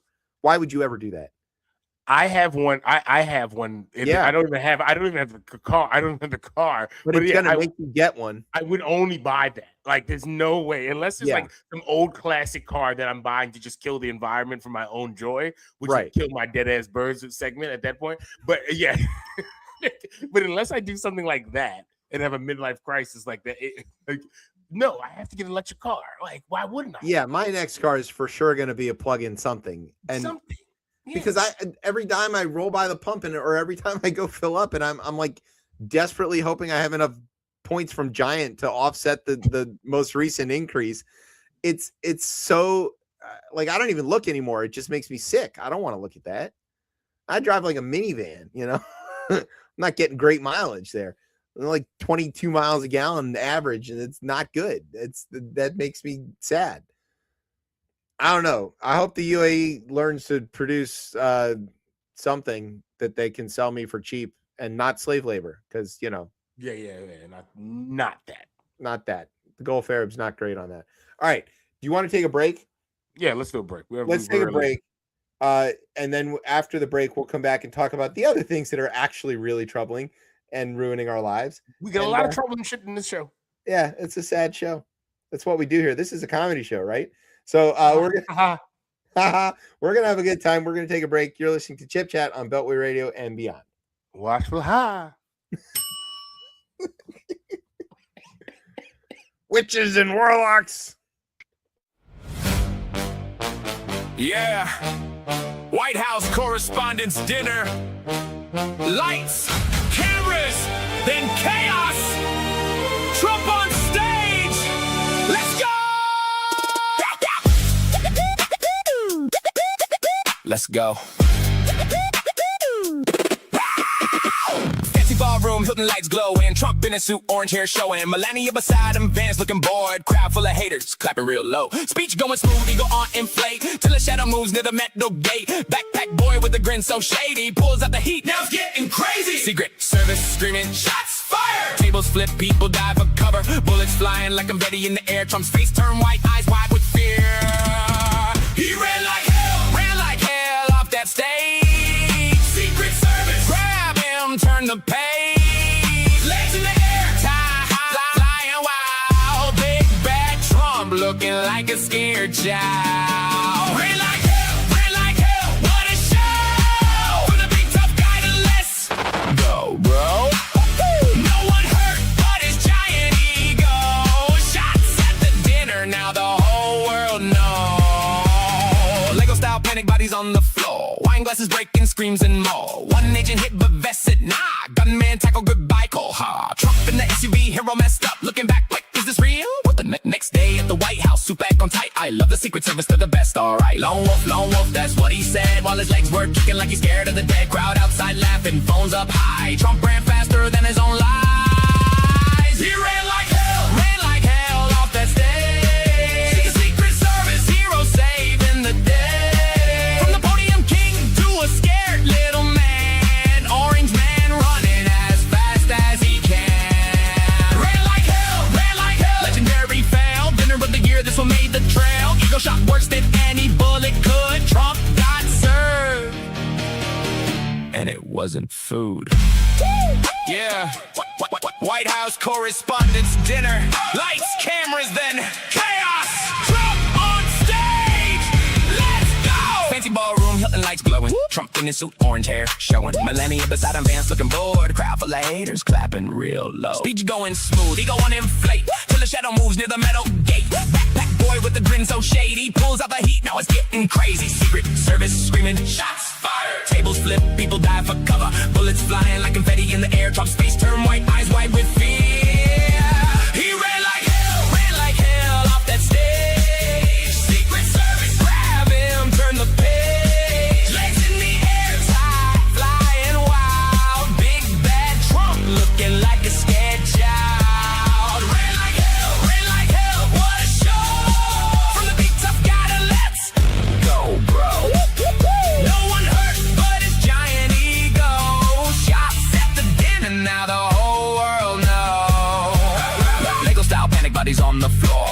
glasses breaking, screams and more. One agent hit, but Vest said nah. Gunman tackle, goodbye, go. Trump in the SUV, hair all messed up, looking back like this is real. What the next day at the White House, suit back on tight. I love the Secret Service, they're the best. Alright, lone wolf, that's what he said. While his legs were kicking like he's scared of the dead. Crowd outside laughing, phones up high. Trump ran faster than his own lies. He ran like hell off that stage. Secret Service hero saving the day. From the podium king to a scared little man. Orange man running as fast as he can. Ran like hell, legendary fail. Deliver the gear, this one made the trail. Eagle shot worse than any bullet could. Trump got served, and it wasn't food.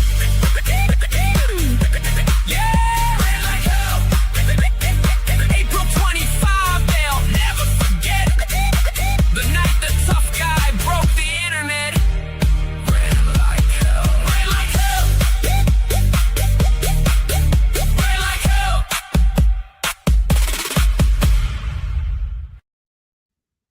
All right, welcome back to Chip Chat here on Beltway Radio and Beyond. I'm your host, Chip. With me is Tez. That was some cool Lego stuff there.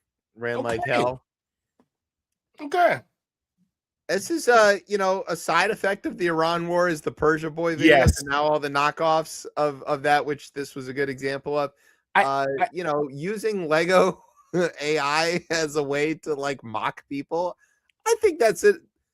If this is what we're going to settle on as a society of like, all right, we're not going to do anything too harsh. We're going to do it all in Lego. I think that's all right.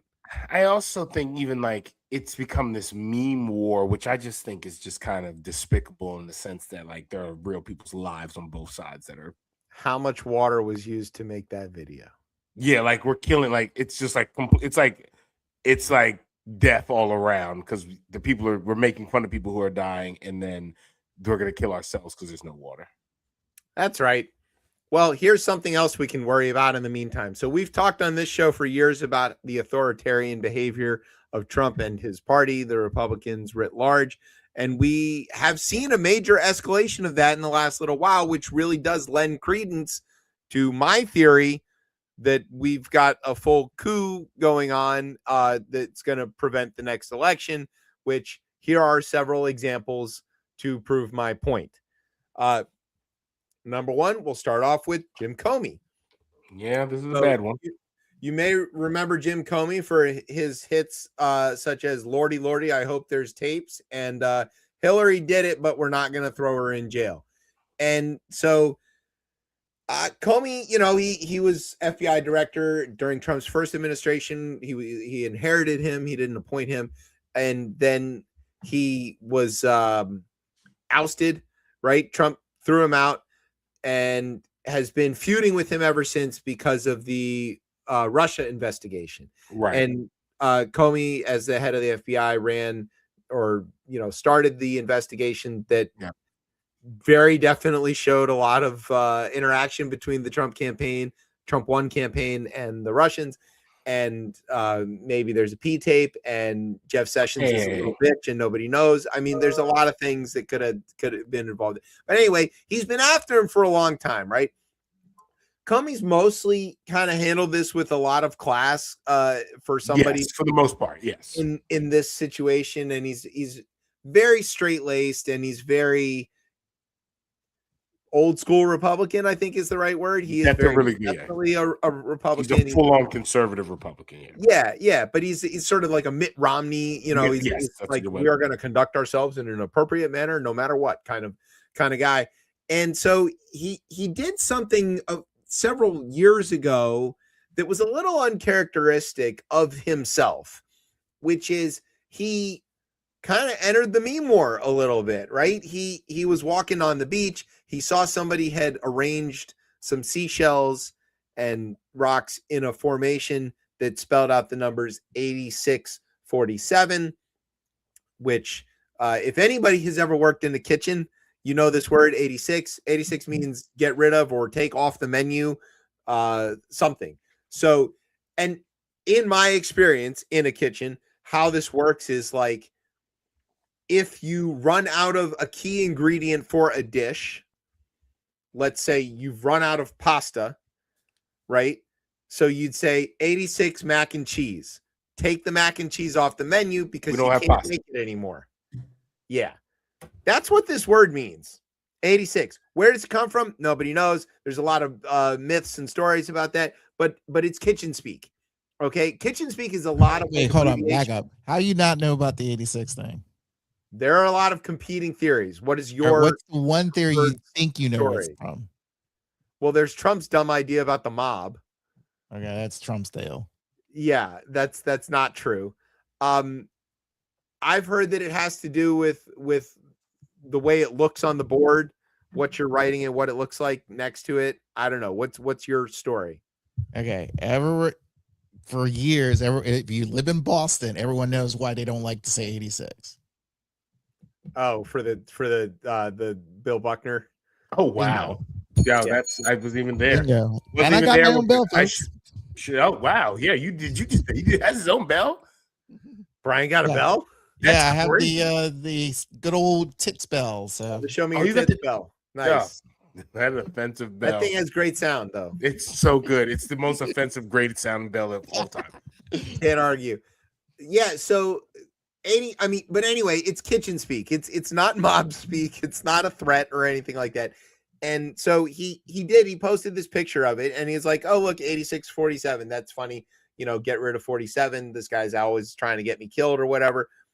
And, people reacted to it. They're like, hey, you're calling for him to be removed. Somebody could misinterpret that, and he, in a very Jim Comey way, was like, oh, Lordy, I hope I didn't say the wrong thing. I certainly didn't mean that. And he took it down and he posted an explanation saying that he certainly wasn't calling anybody to do anything. And he was just, amused at this idea, which could be taken to mean vote him out or impeach him or anything else like that. And then this went away and nobody cared about it. And then Trump got back into this idea of like, I want to kill Jim Comey or something. And so his retribution campaign. Yeah, the retribution. I am your retribution, he said, right? So then he gets Comey indicted by a ham sandwich, not because he's a ham sandwich. He gets him indicted by a fake lawyer, Lindsay Halligan, and the indictment doesn't stick. The grand jury returns an indictment, which they will always return the indictment, but it's riddled with holes. There's no good track of the evidence. Halligan didn't present a full case to the grand jury. She said as much in court. The judge threw it out, and it was a joke. It was a joke, and it took a long time for her to return these indictments, and they still, there was nothing. So then this week, they did it again. The DOJ went to a grand jury, this time in North Carolina, where the photo was taken, and managed to return an indictment saying that Jim Comey had threatened the life of the president by posting a photo of seashells. And so a lot of people were like, oh, what? And honestly, I thought it was a joke. I didn't think it was real. I thought this is even more laughable than the other stuff that they tried. I can't see how this goes anywhere. And like, if there's one thing about prosecutors is they're really risk averse. They don't bring cases that they don't think are slam dunks because they don't want losses on their records. And so exactly, you really have to work hard to find a prosecutor who'd be willing to do this, but don't worry. Todd Blanche is apparently willing. He's ready to do it. Yeah, he's there. He will suck Trump's ass for as long as he needs to. For I don't know what it is he's after, but that's what he's into. So they filed this this indictment, and Comey was like, "All right, idiots. I guess we're going to court. We're back." And it's like one of these things where like the Trump people are kind of using the justice system to harass their opponents. But in Comey's case, like I don't think he has a lot else going on. And he's a pretty decent lawyer in his own right. And he's got a bunch of friends who are good lawyers and they all want to take the case. So I don't think it's going to cost him a lot of money. So, someone pro bono is jumping in on this, right? Yeah, everybody. Right. So he turned himself in and they're going to get a trial date set and it's all going to be kind of like funny. And in the meantime of all of this, a lot of people like found old tweets of a bunch of Trump supporters saying 86-46 because he always do. There's always a tweet So there was these tweets from during the Biden administration, long before there was a 47 and long before Comey could have tweeted his photo. And they're all saying the same thing. So like a lot of the reporters are asking Blanche and some of these other, like, so are you going to go after those guys? And they're like, that's different. They're not, we don't just do things off of a Twitter post or a photo. And which then implies that there was a long investigation into the seashell photo. And it's silly time USA. It took Kash Patel's FBI 11 months to return an investigation that, yes, he did mean to kill him. And there's no, but their only evidence is the one Instagram post. It's stupid, Stalin, but it is also, let's just be clear, very troubling, because this is the thing about silencing your critics and using the apparatus of government for the purposes of retribution. And that is the kind of thing that exists in a police state. So you need to be very, very worried about this. Even if Jim Comey's not. Right. Okay. Yeah, because we're laying, and you can't get desensitized to this. Right. And that is part of what they're doing. Because we do this in this country. Look at like gun violence against whoever, children, right? Yeah. Okay. Yeah. Kids get shot every day in this country. It doesn't even make the paper anymore. It's not even a big deal. It's just part of our freedom. Speaking of freedom of the press, Jimmy Kimmel. So there is a First Amendment currently. And the First Amendment says that you, me, the cat outside, I guess, I don't know. All people, citizen or otherwise, in the United States have a right to free speech. It says Congress shall make no law abridging the right to free speech, peaceful assembly, to petition for redress of grievances, and all kinds of other things. And so enter Jimmy Kimmel. Let's tell the Jimmy Kimmel story. I actually watched this thing that Jimmy did on YouTube, like most people do, before the Correspondents' Dinner. What happened was, because they weren't having a comedian at the Correspondents' Dinner, Jimmy Kimmel was like, oh, well, we're going to do our own fake roast on our show, because why not? Yeah, why not? And so, and it was brilliant. I just want to be clear about it. So he did a roast, put on a tux, and he did the roast as if he was the comedian at the Correspondents' Dinner, which he hosted one time.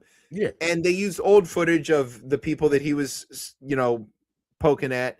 And it was a riot. It was really funny. I enjoyed it. I saved it. I was like, oh, I can't wait to show this to my wife. This is going to be really funny. And it included a joke about Trump being very old and Melania being less old. Melania is 56 years old, to be clear. Trump is like 11 billion. And so Kimmel had a joke where he said something like, Melania, you look amazing. You look like you have the glow of an expectant widow. Yeah. Which was clearly a joke about their age difference. It was obvious from the context of it, and was told 4 days prior to this horrible thing that happened at the Correspondents' Dinner. Then after the Correspondents' Dinner, Melania tweeted something where she was like, this is really, oh Lord, what an image. We don't like this tweet. Kimmel, hateful and violent rhetoric, blah, blah, blah, blah. She didn't write it. Somebody did it for her. She doesn't speak English. And so she said, it's enough of enough. Enough is enough. It's time for ABC to take a stand. How many times will ABC's leadership enable Kimmel's atrocious behavior at the expense of our community? And basically called for ABC to cut Kimmel off. We saw this happen several months ago, where some of the affiliate stations basically caved to pressure from Brendan Carr and said that they weren't going to air Kimmel's show. ABC reacted initially by suspending the show, and then they doubled back when everybody else was like, I'm canceling Disney Plus. You can go fuck yourselves. Disney was like, you know what? No, we're going to stand behind Kimmel. And they got it right. They know where the people are, and the people are in favor of the Constitution and free speech still. And so this time, when they threatened Kimmel, ABC and Disney were like, do your worst. Let's see it, right? go for it. So henchman Brendan Carr, the chair of the FCC, is like, that's it. Yes, hench wench. Hench wench. He's a wench. Yeah, don't he's getting it too. He's a wench. FCC chair wench Brendan Carr criticized ABC's parent company Disney, speaking on a podcast hosted by Katie Miller. Yeah, the pregnant one who Stephen was using as a bullet shield. Said that there are multiple ways that the FCC can handle broadcast. She got a podcast. Am I missing something? Is she? Oh no, she's what is her job though? Actually, no, she should have one of those. What I will look that up. I feel like her job dictates her to having a podcast. Yeah, I think so. So, as I think most people who aren't Donald Trump know, the FCC doesn't regulate broadcast networks. They regulate broadcast stations. And so it's true that Disney ABC does own 8 broadcast stations, but the vast majority of their affiliates are privately owned, and a large number of them are like the Sinclair, whatever the fuck groups. And so, like, if those stations don't want to run Kimmel, there's nothing they can necessarily do to stop them. I'm sure there's contracts involved there, but basically this whole thing of like ABC should lose their license doesn't exist. But they can go after the individual stations that ABC does own, which they have decided to do. So they're going to basically perform an audit on these stations and see if they are meeting their requirements for their FCC licenses, which by all accounts they are. But the problem is this whole they're doing it, and they're putting it in early. They give them 30 days to do this in a process that normally takes several years to be completed. And so the intent here is to harass ABC and force them to withdraw their support of Jimmy Kimmel. All right, what's Katie Miller's job? Katie Miller's job, hell, I just looked it up. She was in the Department of, hold on, I dropped the website. Bring it back up. For her first job is podcaster now. That's the first thing that came out. That's right. Podcaster and former advisor to the Department of Government Efficiency. Oh, Doge. She's a Doge. Yeah, she's a Doge. Great. Yeah, that's what she is. I'm trying to. Did she ever have another job than this? I think she's just been a Katie Miller. Yeah, communication work. Okay. Say less. Yeah. Say less. Everybody move on. Underwater basket weaving. So, yeah. So, like, this is clearly, again, just like we're talking about with Comey, this is using the apparatus of government to punish your opponents, which is a thing that happens in dictator countries. It is not a thing that happens in free societies. This is obviously going to go to court. I don't think you're going to find anybody who's going to bet that this does go through. I guarantee ABC wins this. There's no court in the land, including this ridiculous Supreme Court, that could possibly say that this is anything other than a violation of the First Amendment. It's clearly, I mean, yeah. It's so obviously that it is retaliatory on its face. They were explicit about that. It's easy to connect the dots. They're not hiding it. They're proudly proclaiming it. Yeah, exactly. It's gonna, again, it'll be said on a podcast soon. We can do this the easy way or the hard way, as Carr likes to say. Yeah. And he specifically said that he was targeting ABC for keeping Kimmel on the air. So it's going to get thrown out, but it's going to, now Disney's going to have to pay for the lawyers, and they're going to have to drag this through and all that stuff.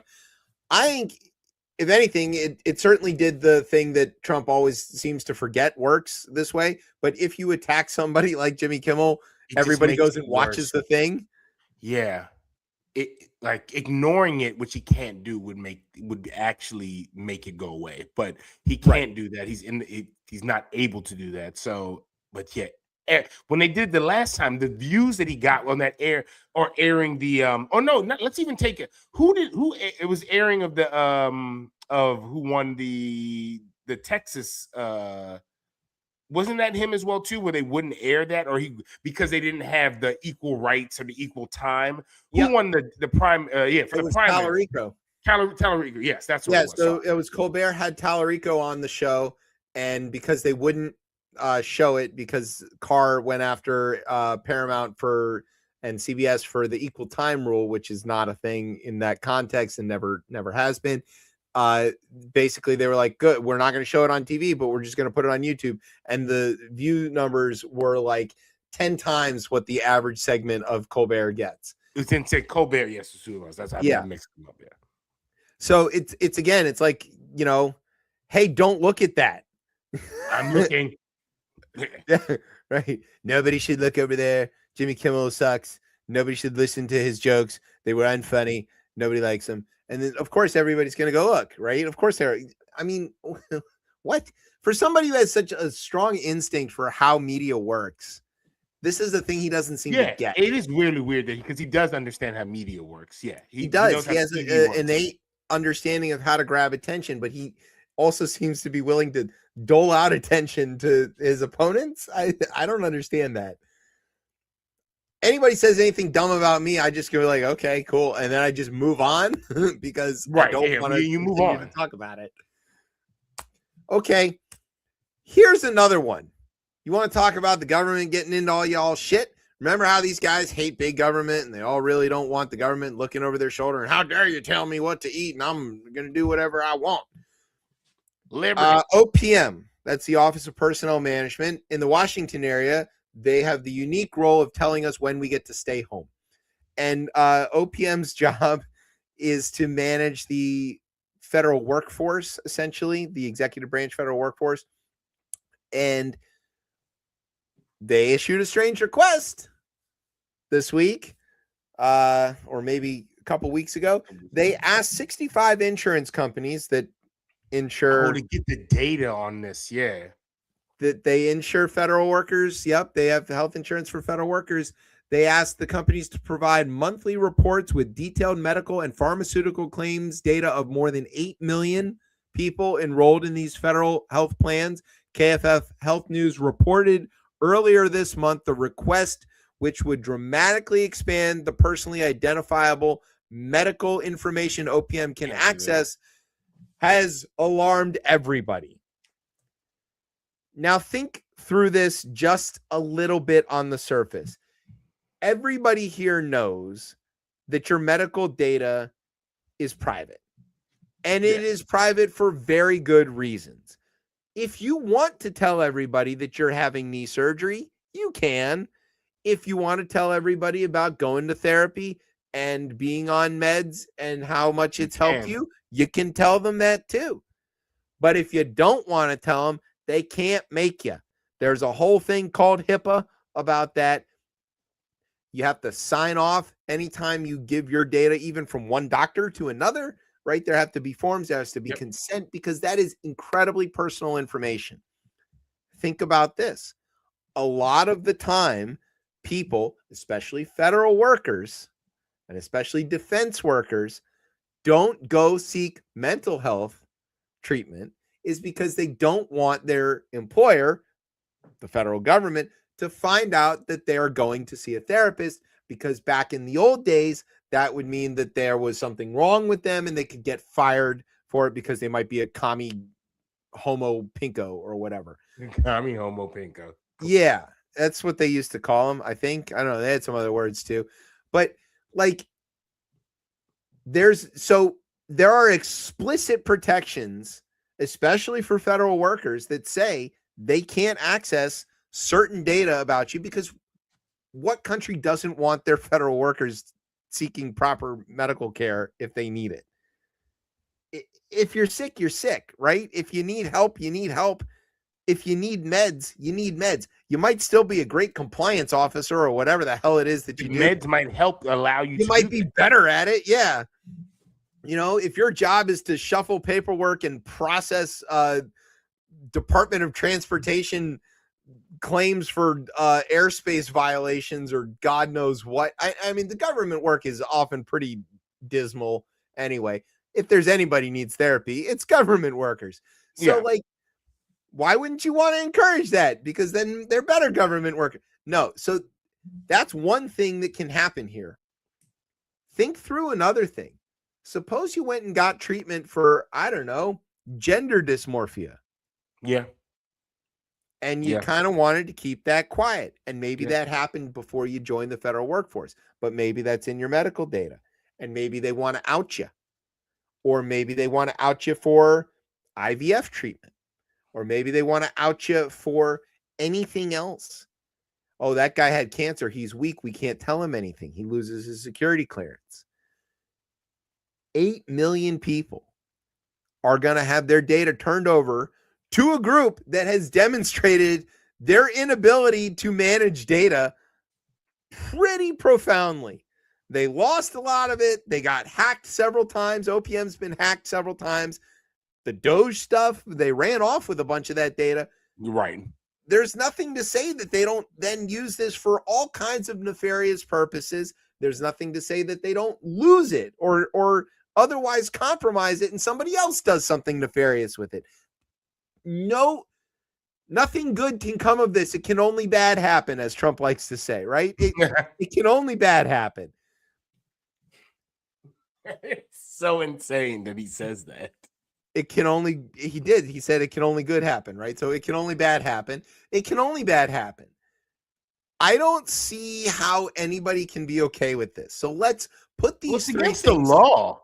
It is probably against the law. It will go to court. It violates HIPAA. It violates several parts of HIPAA. There will be, court proceedings. How this gets adjudicated, again, we don't know, but that's sometimes their point, right, is to create the delay and stuff. Maybe they get an injunction to get the data while it's being processed through court, which might be enough time for them to do all the nefarious shit or copy it or do whatever. So that is the Trump playbook. Let's put these three things together. You have an authoritarian response to a critic who's a former government employee who is doing benign things. Not just a former government employee. Okay, former head of the FBI, but he's certainly not engaged in anything nefarious. He's posting pictures of seashells. You have retribution enacted against a member of the media who is, by all measures, acting perfectly within the law and with constitutional protection for what he's doing. And you have the gathering of data that is otherwise legally shielded from being hoovered up and used for God knows what by an agency that has demonstrated the lack of ability to maintain data security. These things by themselves should be driving people to the streets in a nationwide protest and strike. Yeah. But they're just part of the wider cascade of bullshit that this organization, this Trump regime, is enacting on the people. I think strikes are probably the next move. I wouldn't be surprised but we are really careening towards that moment that I keep saying is going to happen, that Tez really hopes doesn't happen. I also really hope it doesn't happen, by the way. I just want to win my bets. And hey, look, I'm betting market. Do you have? I'm not on Kalshi. I'm not being a degenerate. I'm betting a 6-pack like a decent human being. It's my right as an American since the 21st Amendment was passed. And I don't know. All this is driving people to do is to go vote in the midterms and for them to get walloped. They're about to get even they're gonna get 86th. Oh, Jesus Christ. That's a kitchen term. It means taken off the menu. There won't be House Republicans on the menu anymore. Yeah. And will Johnson seat them? We'll see. To be determined. We'll see. Speaking of seats, there's a guy who's a Fed chair. He sits in a seat chair. He sits in a seat. Yeah. On our show, he's known as White Jerome. White Jerome. This is Tez's favorite person in the entire world. Yeah. An odd favorite. These dead ass birds. I believe that every night before Tez settles down to go to sleep, he whispers quietly to himself, "Thank you, Chair Powell. Thank you. Thank you, White Jerome. Thank you for the soft landing and all you've done." Is that true? Is that what you do every night? And you and everybody else in this goddamn country should do the same, okay? Yes, I do it. I'm assuming you do it. If I'm doing it, you're doing it. Because, all right, I'll keep the editorial piece. Well, I'll just set it up, and then you can do the editorial bit. So Powell's term as Fed chair is going to expire in the middle of May. There is a theoretical replacement. His name is Kevin Warsh. On Wednesday. Yeah. His name is Warsh. That's confusing because wash is the way that people incorrectly say wash. So Wash you up. know, but this is real. His name is Warsh. I don't know the origin of this word, except that I think it's what people in Wisconsin say when they mean wash. And he's from all of my understanding of this guy, he's pretty run-of-the-mill Fed governor. I don't think there's anything particularly extreme or weird about him. But in order to get appointed, he's got to play a lot of Trump's game. He got into it with Elizabeth Warren on his hearing there, which was kind of funny. But the real story here is not that Powell is no longer going to be chair. It's that he's not leaving the board of governors. He's still a Fed governor for another 2 years. Traditionally, when you are the chair and your term expires as chair, you gracefully exit and somebody else fills your space on an interim, and then there's a new appointed process for filling the seat on a full term basis. But given the circumstances, which Tez probably has thoughts on, Jerome Powell has decided to stick around and just revert to being a regular old Fed governor, hanging out, being the Grateful Dead Fed head. There you go. It's good. It's good dismount there. There you go. And similar to what Warsh was during his time when he was on because he was on the board, right? Yeah. He's a Fed governor currently. Yeah, currently, yeah. So no, I mean, I think we just need to there's a few parts of this, right? One, Powell takes over for Janet Yellen, right? So he comes in, he's appointed by Donald Trump. He is. Right. He's full on Republican, right? Like this is not like he's a full red blood Republican. He's a pretty strongly supply sider kind of guy. Yeah. And usually these aren't the bedfellows that I'm aligned with, right? I'm clearly aligned. Like Janet Yellen to me is like more of like the ideal person, like for me, who I kind of like her, the way she thought about it, and people would criticize her for the way she went about looking at the economy. But I think it was more of a holistic approach, right? But yeah, right, and that's a different show. Well, and she was heavily focused on the Fed's authority to regulate banks, which is one of the things it does aside from setting interest rates. Right. And she did it very effectively. Right, and people criticize her for that, but I do think you look at Jerome Powell, and he enters right in a unique time. I think you would say it was a strong economy, right? In 2018, I mean, the economy was strong, and it was running strong, and there were different issues that we were looking at, right? I think there was still the age old question of like, where is inflation? Like, we need a little inflation, that was still a big thing, and you have a world-changing event, which is COVID. And I just can remember those press conferences over Zoom in March of 2020, because his action... When you started doing this show, by the way. Yeah, right. Yeah, when I started doing this show, right? It coincides. I can remember his actions and the Fed's action, how they jumped out and saved the economy. And they also did it in a different approach than in 2008, where they were like, no, we will need like the quantitative easing. That is an insane thing that they were able to do, where they were able to use bonds and go and buy up, right? And to backstop the market, right? And to make sure that, for what we were talking about earlier in the show, that the house of cards didn't fall down. Right. And that's really what it comes down to. They propped up everything to make sure the house of cards didn't fall down. Made sure that money was still worth something. Something, right? Slash interest rates, right? And they were already relatively low. They were relatively low at the point already. But they zeroed them out. Right? And it was necessary, right? To keep the economy running.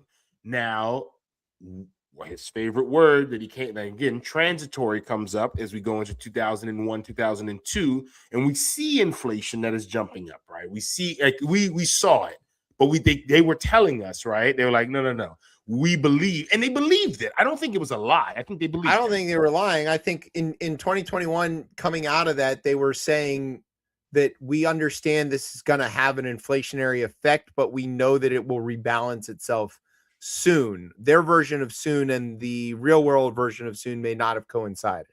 Right. All right. And inflation spikes 9% at the high, right?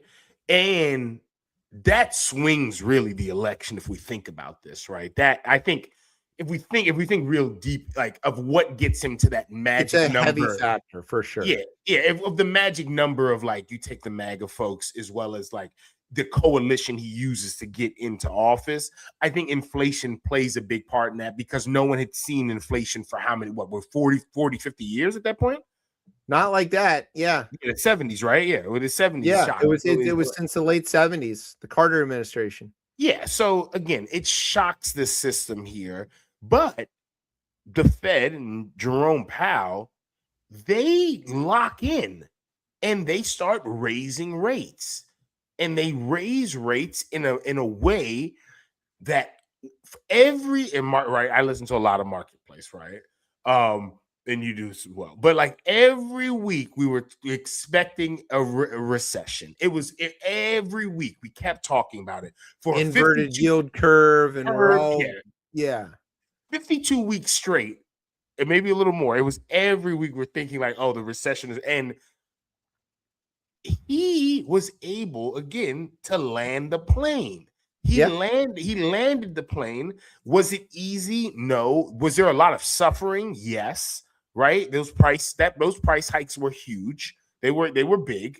But we saw, right, supply chains, they loosened up eventually, which I think he called, and we got to, as soon as, like, and again, it's easy for me to say this in the radio and this, but there were people, again, who were suffering who didn't see it this way. But when we think of, like, the macro of the economy, we didn't have a recession. That did not happen. We did not have negative growth. We had positive growth the whole time, even if it was very low, it was still growth. And wages went up. Yeah, I mean, the way I think of it is, like, you ever hear of somebody getting a payday loan and actually paying it off and sort of getting through the thing, and so, like, they did it. It's pretty rare, but theoretically that's a possibility. You could do that. That's what happened. He took out this giant payday loan, which is the quantitative easing and just flooding money into the market, and then he pulled it all back. And yeah, there was some interest, which is, you could call that the inflation, but all told, the bills got paid and everything is back on track. And nobody's ever done that before. We've never seen inflation end by just going back to normal. The only time we've ever seen the way it's always gone, literally since anybody's been able to, like, measure an economy, is inflation, and it burns too hot and the economy falls. And it's sort of like break the back of inflation. That's what you have to do. Yeah, you have to. Right. If you think of an airplane, right, if you climb too fast, you'll stall and you'll crash, you'll fall. That's the same thing that we saw that happen in every other instance, except this time. And it was all because White Jerome, like, understood something and had the fortitude to stick with it. Stuck with it. And the consumers play, I mean, the U.S. consumer plays a huge part into this, but he was able to balance that because those are data points, and continue to raise rates where needed. And then I think they pulled rates back when they needed to. Yeah, some would say it's political, but I think unemployment. We didn't see, whole sectors go under. It was. I mean, and even we're talking shocks. Think about Silicon Valley Bank. Like, there are other random things that happen in this time. Like, again, I know a lot's going on, but, like, you got to remember some of these things that are happening at the time. And And that was another one where we thought we were about to see a bank collapse. That was, and again, that was contained. And they were ready for that. If there was a plan for that. The regulatory aspect of the Fed did its job. The FDIC did its job. And yes, that's it. There's nothing short of remarkable as a way to describe what's going on. You know, the history of. I'll read his biography multiple times over. Like, and again, this isn't like a person like prior to him being nominated and appointed Fed chair. Like, I mean, I've heard of the name Jerome Powell, but it's not someone who's on. But to watch his and in a job that is, again, and you kind of, his approach to it is very like banker in the sense of like, no nonsense. I'm just going to give you the facts. I'm not going to go in. And when he needed to make that statement around Trump's response to him, he did, right? And I think that was the one time we saw that. And I think that was impactful, right? Well, and Tillis kind of did the same thing in holding the line to get the investigation dropped, although I don't believe that it's dropped. And I do think Jeanine Pirro says it's not dropped. Yeah. Yeah. So I think the second that Warsh gets confirmed, they go back to it because I don't trust these guys as far as I can throw them. But I think, you know, people talk about, you know, oh, future Hall of Famer Steph Curry or whatever, right? So like future Hall of Famer Jerome Powell, like he is very definitely going to be in the Finance Hall of Fame, maybe in the Governance Hall of Fame for what he did. And can't say enough about the guy, but that he's sticking around is also pretty remarkable because he doesn't want to give Trump the opportunity to appoint somebody else who will do the reckless shit that Trump has been trying to do with the Fed. You know, the strength of the Supreme Court was like actually like had morals, and one of them was like, oh, I'm not gonna or like, let's say reverses of this in the sense of like, oh, we need to rebalance this. If John Roberts stepped down during Biden's term, like if it was a reverse of that, like, no, we need to create balance to save the institution. And I think that is what I look at. That's part of what that's definitely what he's doing. He's trying to protect the institution from Trump because the strength of the U.S. economy heavily hinges on the strength of the United States as the default currency and the sort of world leader of the economic world order is based around the independence of the central bank. And so if that ever gets compromised, then the whole belief structure on the money side, and for whatever that messes everything. That's a whole different thing, right? For whatever we're thinking about, whether we believe in e pluribus unum and you know, a democracy for, of, and by the people, all that blah blah blah. If there's one thing that the people of the United States believe in, it is green money. And the very second that you put the green money in any kind of peril, people will react in an extreme way. And so controlling the central bank from a political aspect, having the president have the ability to control the central bank would absolutely destroy the value of the green money. And nobody's going to tolerate that, and least of which White Jerome. So White Jerome's going to stick around to protect the green money, and we're all going to avoid turning blue in the face. And that's your color talk for today. So yeah, you want to talk about voting? I bet you have feelings on this one. This is despicable. So the Voting Rights Act was passed in the mid-'60s, and its job was to basically finish what the 15th Amendment started, which is to equal 15th and 19th Amendments to give voting access to all Americans who are otherwise eligible, meaning that they're 18. And one of the sections in it is Section 2, and Section 2 says essentially that you can't draw districts in ways that remove the ability of minority voters to elect elected members to Congress or otherwise of their choice. That's the key wording there.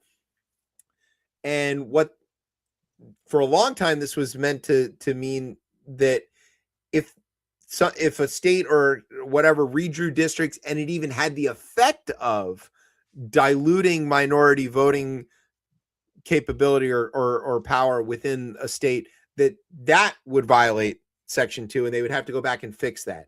Well, over the years, the court struck that down.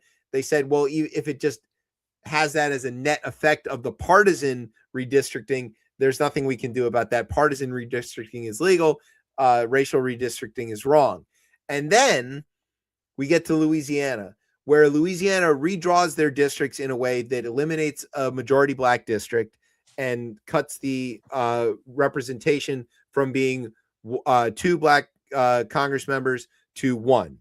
And the Louisiana State Supreme Court goes, whoa, that's overtly racist. And it's so it's not a partisan issue, and it's impossible to disentangle the two of them right here in America, because you have one party that is a white supremacist party, so it is by its nature not likely to attract a lot of black and brown votes most of the time, and then another party that I think it's fair to say often takes those votes for granted. But nonetheless, the net result is there's not a lot of black folks voting for Republicans. And so then these guys in Louisiana, white people in Louisiana, claimed that they had been racially gerrymandered out of their district of choice, and they weren't able to elect a candidate of their choice because they had been drawn into this majority black district where they chose to live, by the way. And,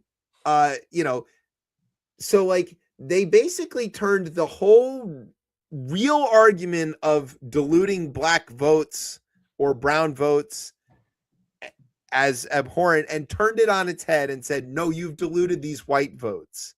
And these white people are a minority in their district, and they can't vote for the candidate of their choice. They don't have a real chance of electing them. And therefore, this is a racist, racially motivated district redrawing.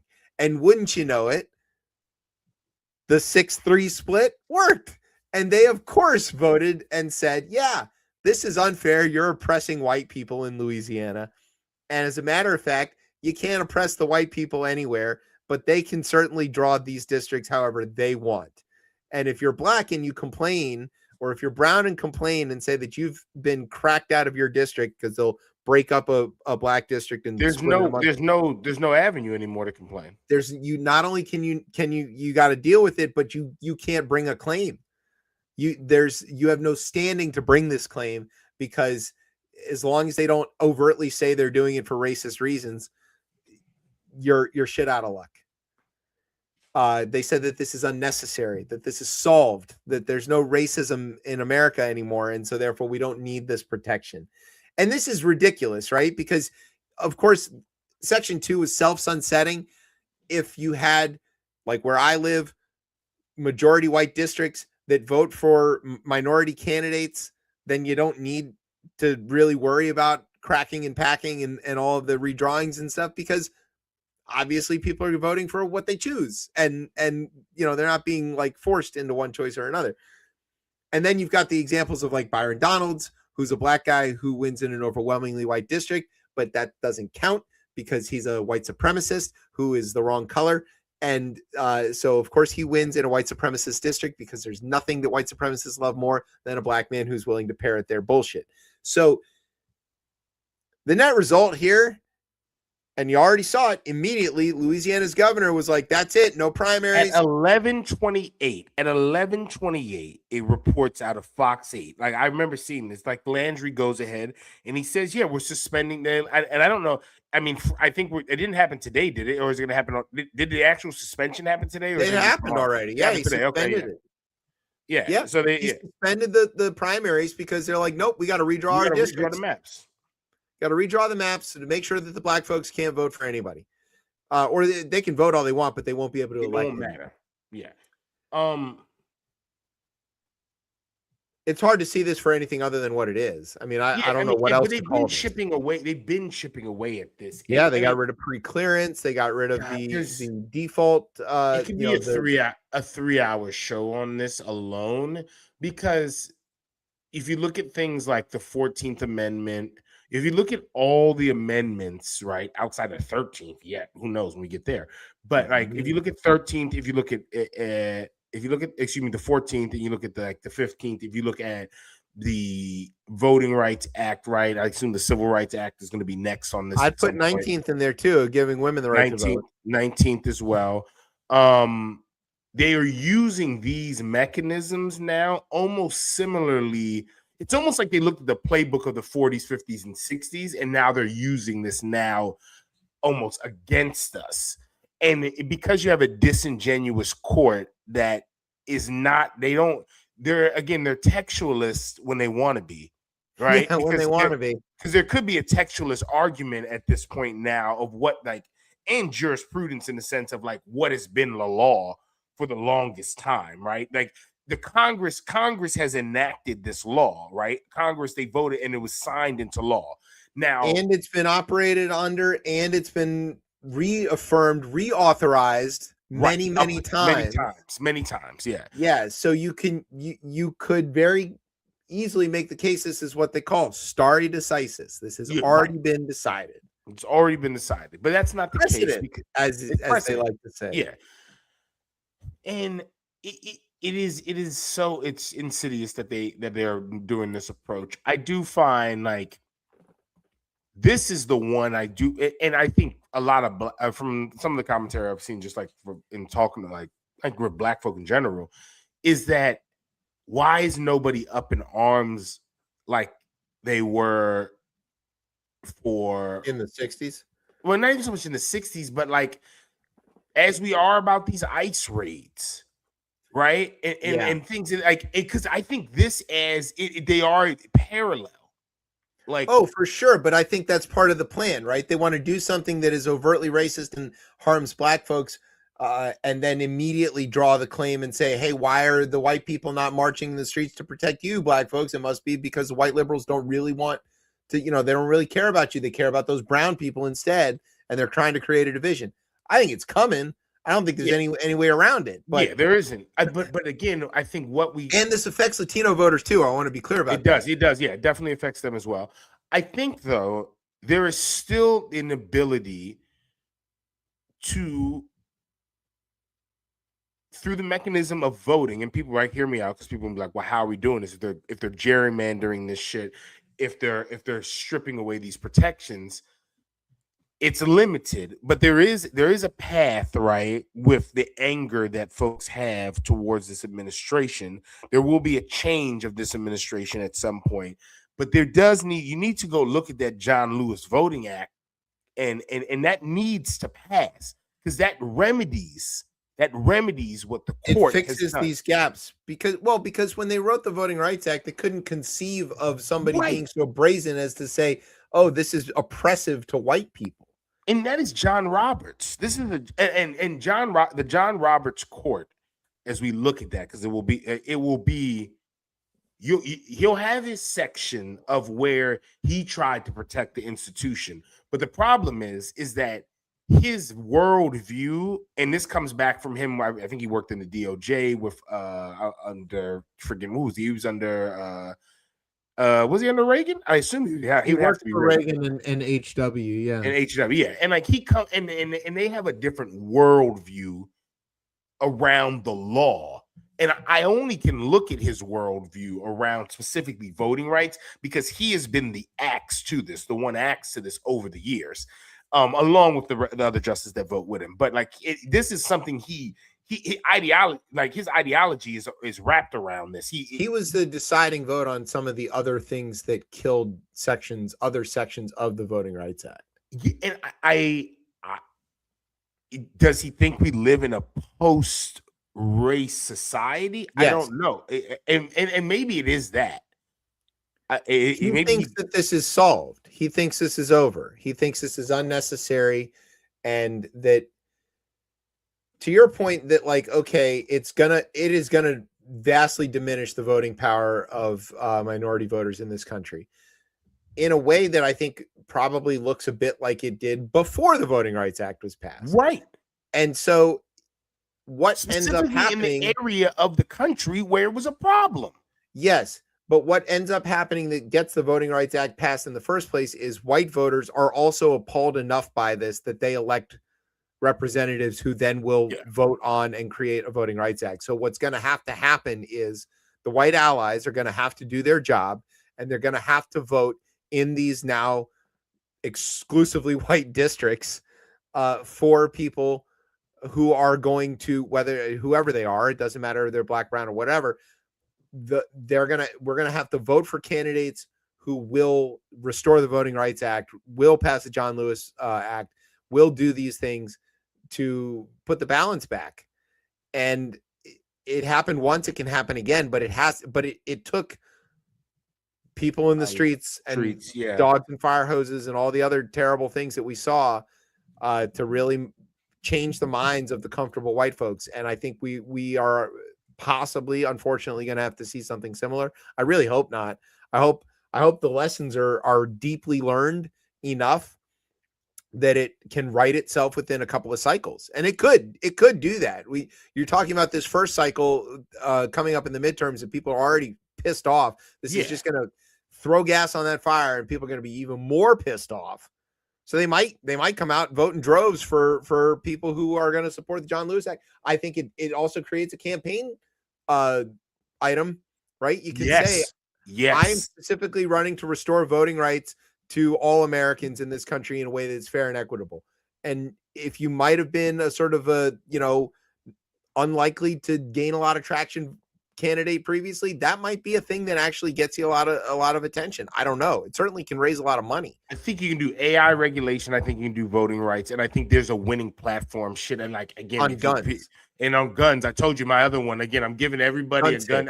I'm giving you a gun. If you buy the gun safe, I'm giving you a tax credit. I might give you $1,000. Virginia method. Virginia's got tax credits for gun safe. It's a simple way. It's a simple way to do this. I think you got to realize that the original, the voting rights, right? It passes the Senate 77-19. Yeah, it absolutely kills, and then it's reauthorized 333-85 in the friggin' House. Like, this is insane in 1960.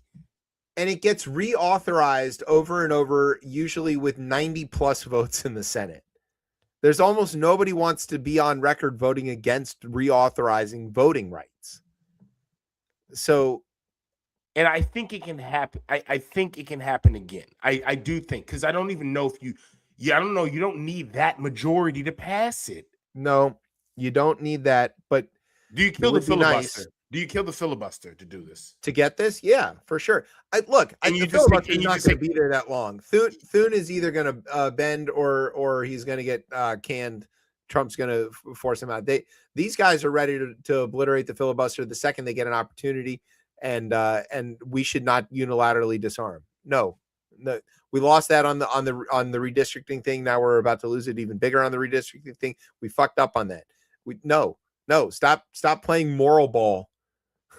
play to win. Stop playing to be right. If the filibuster is killed, though, do we get that crazy ass? What's it called? The safe vote. What's that other act that he's trying to? The Save Act. Yeah, the Save Act. Excuse me. Yeah. And you just take the consequences. They might be willing to kill it to create that, so we might have to be willing to undo it. It does lead to a failure of democracy. I think that's true. It's the swing of this. But I at this point, I mean, but then you wonder, there's like, this 51 should matter, right? That's the majority, right? You can make that case, but then you're making a case where some of these states that have fewer than 300,000 people are part of that 51, and are they really swinging the pendulum? Is it fair that Wyoming and Montana and the Dakotas have these outsized voting capacities compared to states where actual people live? Is a hard question. Well, I mean, maybe they should let the sheep vote. If the sheep can vote in Wyoming, it would there are more sheep than people, so by a lot. And sheep are likely to vote.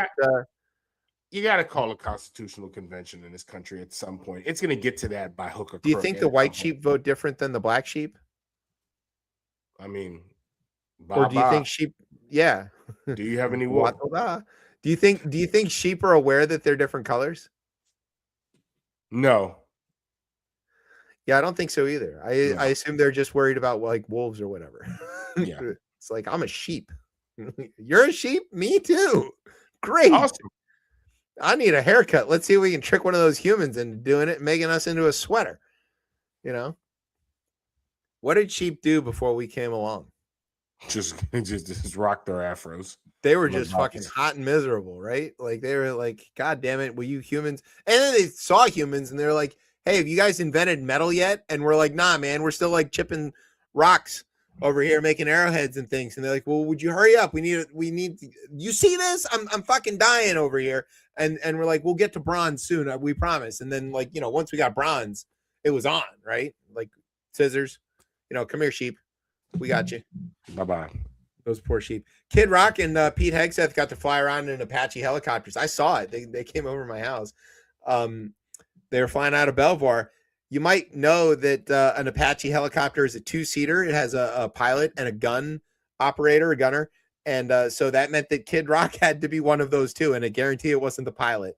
So effective use of our military resources. You may also remember that Apaches buzzed over some protesters and then flew over to Kid Rock's house where he saluted them, and it was all on video. And then those pilots got suspended, and then Pete Hegseth unsuspended them. What are we seeing here? This is stupid. This is very stupid. But what are you seeing? Do you know what you're looking at? I mean, I'm looking at China laughing at us. Yes. But you're also looking at the military sussing out who is loyal to Trump and who is loyal to the country. And if they continue to have people who do things that are completely against regulation and would absolutely get you court-martialed, like flying your fucking helicopter over to Kid Rock's house, then being not only not court-martialed but given medals, hey, that guy's a good guy. He's on our side. He's a Trump guy, And then the guys. Some people are playing along with this shit though, and I think when it actually hits the fan, I find military folks to be in line with the Constitution, and I trust them to follow. That's probably true, but I'm just saying there are some that will defect, and this is what they're testing for. So if you ever hear the words Kid Rock and anything, just assume that it's a test for like how to pull the country apart, because it's Kid Rock. What are we doing here? What are we doing? Oh my God. All right. That's it. We've come to the end of the show. Wow. Finally. We're on time. It's only a little after midnight. Just a little after. Yeah. We want to say thank you to our radio partners, Spotify, YouTube, Google, all the billionaires who keep us on the air. Look at how that rhymes. Thanks to NOTN for keeping us on for another week. Maybe. Don't know. Haven't checked. Thanks to our home on the interwebs, coplaymedia.com. And also, before we thank our family here at Ripped and Beltway, if you do want to help with ChipChatistan, we're going to get that GoFundMe up probably in the next month. So we got to figure out how to raise money to create our so we can go hang out with the Sultan and Slowjamistan and all of those guys. And we also want to say again, shout out to our listeners all over the global South. I don't know what y'all are into about our show. We're really happy you're listening. We want you to keep listening. So call us, let us know, get at us on the socials and tell us what you like about our show. We'll give you more of it. Apparently we don't know, but thanks. All right. So yes, coplaymedia.com is our home on the interwebs. And thanks as always to our family here at Ripped and Beltway Radio for making us sound as smooth as Cash Patel on a bender. All right, where can everybody get you on the socials there, Tez?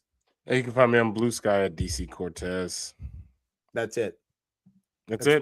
That's where he complains about baseball now. I complain about baseball, and those people are insufferable too. Everybody's insufferable. Okay, everybody's fucking insufferable at this point. Don't call Tez. He's mad at the world. Jesus Christ. You've become the true misanthrope of this whole. It's insane. Everybody just, no one reads. No one has any idea of how anything works. It's just like everybody's on vibes. It's just lies and vibes. Lies and vibes. All right, you can find me on Blue Sky at Lies and Vibes. No, at Chef Chip. You can find me on the Twitter at and the show at ChipChat RR. You can find us on Facebook or Instagram at Rip ChipChat, and you can of course find us every Thursday night at 9:30 here on Beltway and Rip Radio. I'm Chip. That's Tez. Brian's in the background doing AI stuff. You've been listening to ChipChat on Beltway Radio and beyond. lies, and vibes. Sweeps. ChipChat Radio. We got so much, so give you the news in case you didn't know. Keep the public well informed of the topic. Sometimes the news today is hard to process. That's why Chip and Tess will help you out, let you